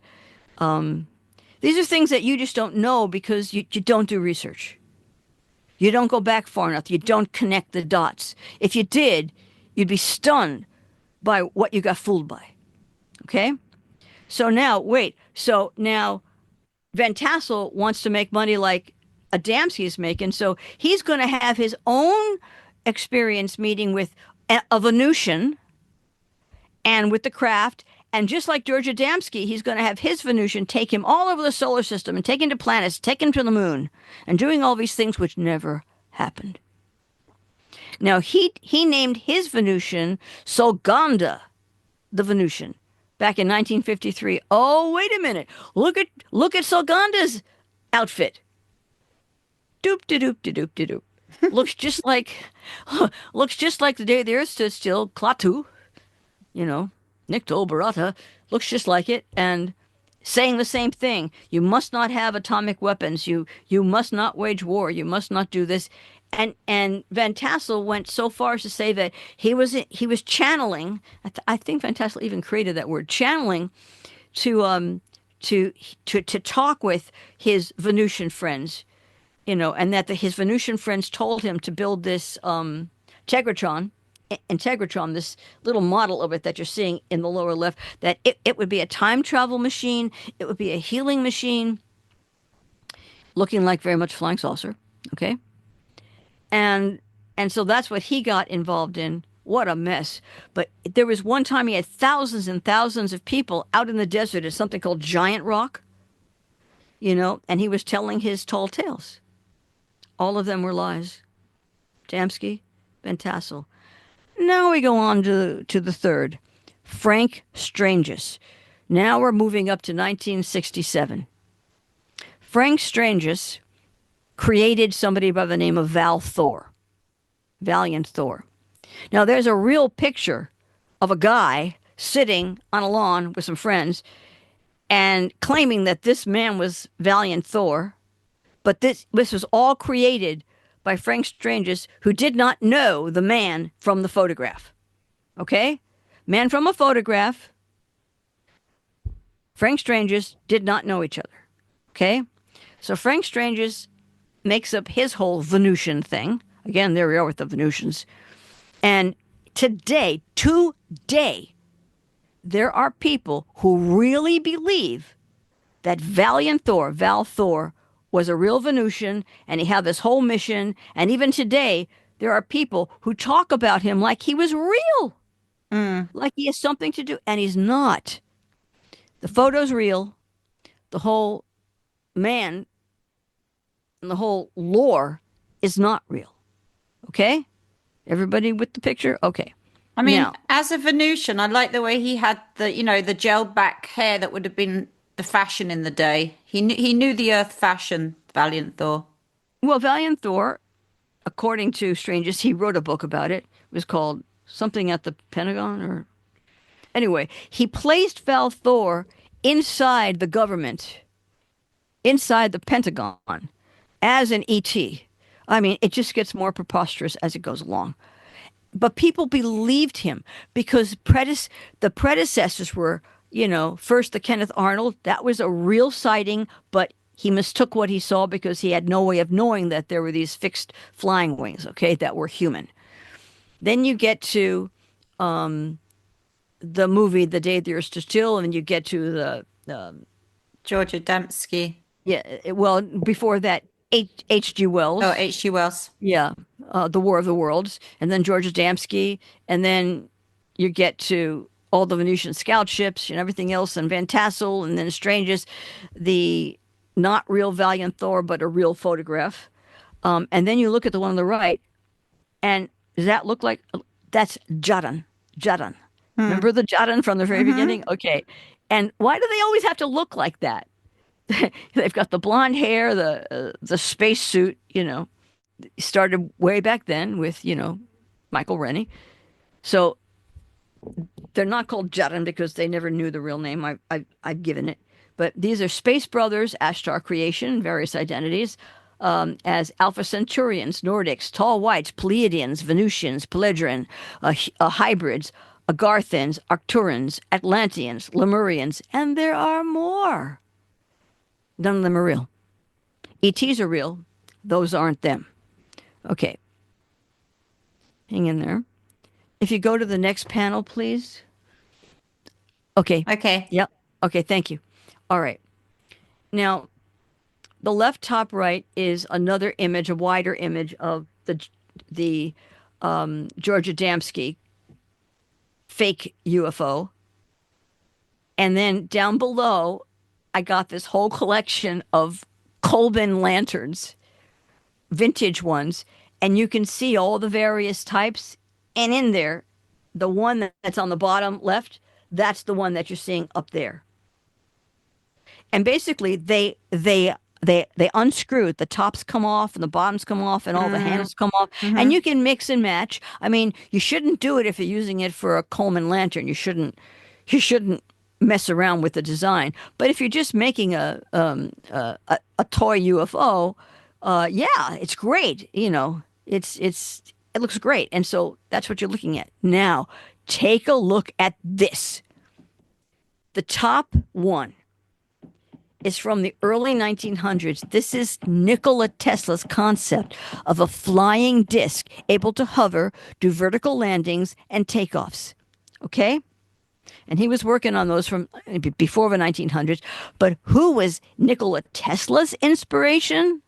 Wait, it's H.G. Wells from the War of the Worlds.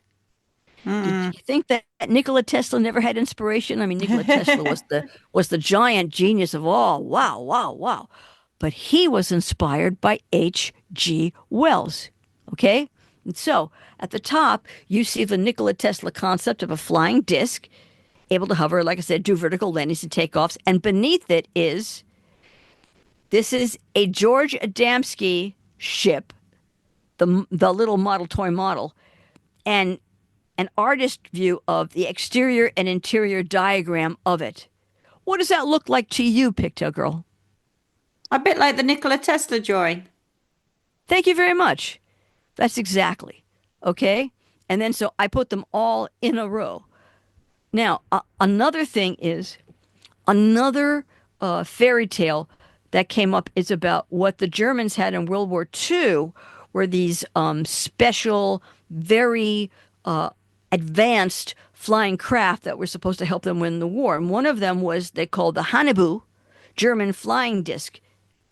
Well, take a look. Take a look at that bottom in the middle. Do you see it? Mm-hmm. Now look at Adamski's ship Yeah, up in it the looks left. like the Adamski ship. Thank you very much. Okay. Now, World War II ended in the 1940s, right? Okay. And the Haunebu German flying disc went public in 1989. No Haunebu's ever been seen. That's because it never existed. It was brought into the current time of when people were grifting, and that's all that is. There is no Haunebu. It was all made up by George Adamski from the concept of the science fiction book and movie and Nikola Tesla. Now, look on the very right of this panel, and this is George Adamski and Desmond Leslie's book about his, false claims. It's called Flying Saucers Have Landed. This is an original cover. Thank you very much.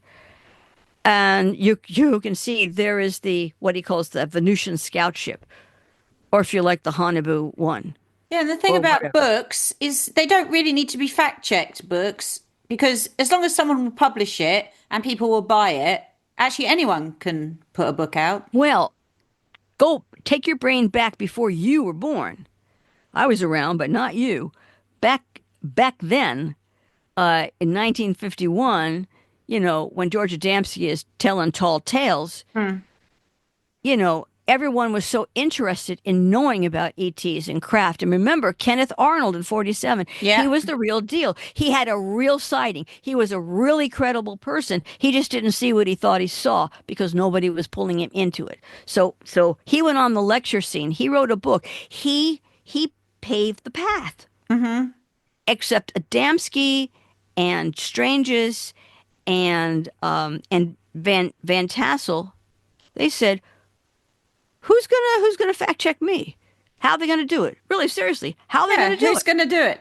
No You one. either believe it. And all of these guys were into the spiritual side of life. Yeah. All three of them. Yeah. All three. Okay. So, so they, like I said, they intermingled their messages to the world from the Venusians, right? Okay, and to the people of the world, and then beyond that, they told these stories of where Venus was and who his people were. None of it's real. It's like crazy stuff. But even back then, I couldn't reveal myself, obviously, you know. And UFOs and ETs were simply not taken seriously by most in the world, but it was taken seriously by enough people to make at least Adamski pretty wealthy. Yeah, and Enough people. even like the Queen of the Netherlands was interested. Didn't she have like a private meeting with him, I read? Right, right, right. Well, I now also must reveal this is a first. You know, I really was very interested in Adamski. I wanted to know if there was any single thing about him that was real. I was interested in, he was originally from Poland, and the German had certain things going on, building things in Poland. They had control of Poland. And I kind of wondered if there was some connection. And I was very good friends with a certain very well known, very smart UFO researcher who knew who I was. Okay, and he had a really good friend named Lou Zinstag, who in Adamski's later years, he died in the mid '60s. She was his manager for his European tour. She lived in Switzerland. So I flew over to Switzerland and I stayed with her a while to find out everything she knew about her relationship with Adamski because she was an innocent. She totally believed it, hook, line, and sinker. She was not a grifter, though. See, there's a difference between somebody making it up and knowing that they're fooling somebody. That's a grifter. Then somebody may be saying something that isn't true, but they honestly, duly, sincerely believe it, and they Yeah. have no reason not to. You see, Yeah. so she was the real deal, the loveliest person. Remember, I spent time with her, and from everything that she told me about the way he was, including his claims about going to see the Pope and everything, um, she she had no way to question him. He was very convincing. You know, They these often types of are. grifters. They often are. They've always got the gift to the gab and they can be very charismatic. They can That's right. they can capture the audience. Right. And then he had those photos of the so-called Venusian craft. And he Yeah. had more photos than that, okay? And you know, people would go see the movies, they'd read the books of the motion pictures, and it fills their brain, it fills their imagination. Oh, it's believable. You know, everything put together, these guys struck while the iron was hot. Okay? Yeah. So in in today's world, for the most part, people are not claiming that they're interacting with Venusians. Once that it was discovered that Venus was a hot mess, planet wise, and that, you know, humanoids could not live there, most people just stopped using the Venusians and they started to say, oh, it must be Arcturians, it must be Pleiadians. So Palladians. Yeah. how the heck did they come up with these names? Easy, as I showed you earlier. Ancient people, the near ancient people, they found certain stars in the night sky very, very valuable, and they were. They were navigation stars. They told you by their rotation in the sky, when to plant crops, when to take them in, when the river Nile would go over the banks, when it would be at its lowest. Things in the night sky were very, very important, realistically important. But then they took it that one step beyond and they began to worship, they said, certain gods who were part of these celestial objects, the Pleiades, you know, Venus, Arcturus, all of these things. People can go back, you know, rewind in the show and go back to those panels where I'm showing all of those celestial objects. This is what they meant. So it it makes sense when you see things in Egyptian tombs that that talk about um, these planets and these, and the Pleiades and all these things that you're going to believe that ancient ETs were these people. They have no way of knowing that they were imposed upon the people, the humans of the time, by the Volshadei and their human minions. So many human minions by that time. So the Volshadei wanted to keep humans locked down into various different belief systems all over the world to keep people separated. That was a big thing. It is today. It's an art form. So, so here you have people believing today from old times. I told you about the Val Thor, which is totally untrue. The actor there was real, but there is no Val Thor. That was a fake name that Frank Strange just gave to him, and the whole thing was made up, but made plausible for some people, enough people, because of the films and the grifters who came before that guy. And we still have grifters, more grifters than ever, because this day of the net, people can grift farther, wider, higher, and lower than they ever did before. Yeah, and So, in general, they don't really get shut down. I guess the people in the know or in the government don't really care if they're just talking nonsense and they're not really giving out any real secrets. And I guess also back in those days, it created a sort of subterfuge in a time where nations were secretive or competing with each other. I guess they right, wouldn't have even minded those stories being right. floated Well, about. yeah. As I was saying, most grifters are not part of any group that is, they're not part of any secret, No. mill group. They're not. A couple of them are, But they but sometimes claim they have connections that they don't. right. Yeah. It's a really difficult world for humans to navigate today. Particularly because we have such real sophisticated tech that do not come from ETs. Am I saying that all tech doesn't come from ETs? No, there is some tech that does, because the Volshadei gave humans back in the 40s and through the 60s some of their ruined tech. Ruined. Does not function. Tech. As sort of like a bargain chip. Because what the Volshadei has done is they have tricked humans into creating for them a type of technology that they want to then rebuild their own systems, because they lost them in the battles with the ET Earth Consortium and the Alarian ET Angels. They're kind of stuck on the planet, Hmm. the Volshadei. They can't go anywhere. So they've been trying to trick humans into elevating their own abilities to create these types of tech for them, so that they can not only get the heck out of Dodge, but they want to take as many souls as they can before they go. And if they even show their little faces, E-Tech or the Alarian ETs are going to find them, you know, and but they have so many the Volshadei have so many human minions out that they really don't have to leave their lairs too much. So today we have people who are mixing UFO, ETs, and spirituality, and Yeah. they should not.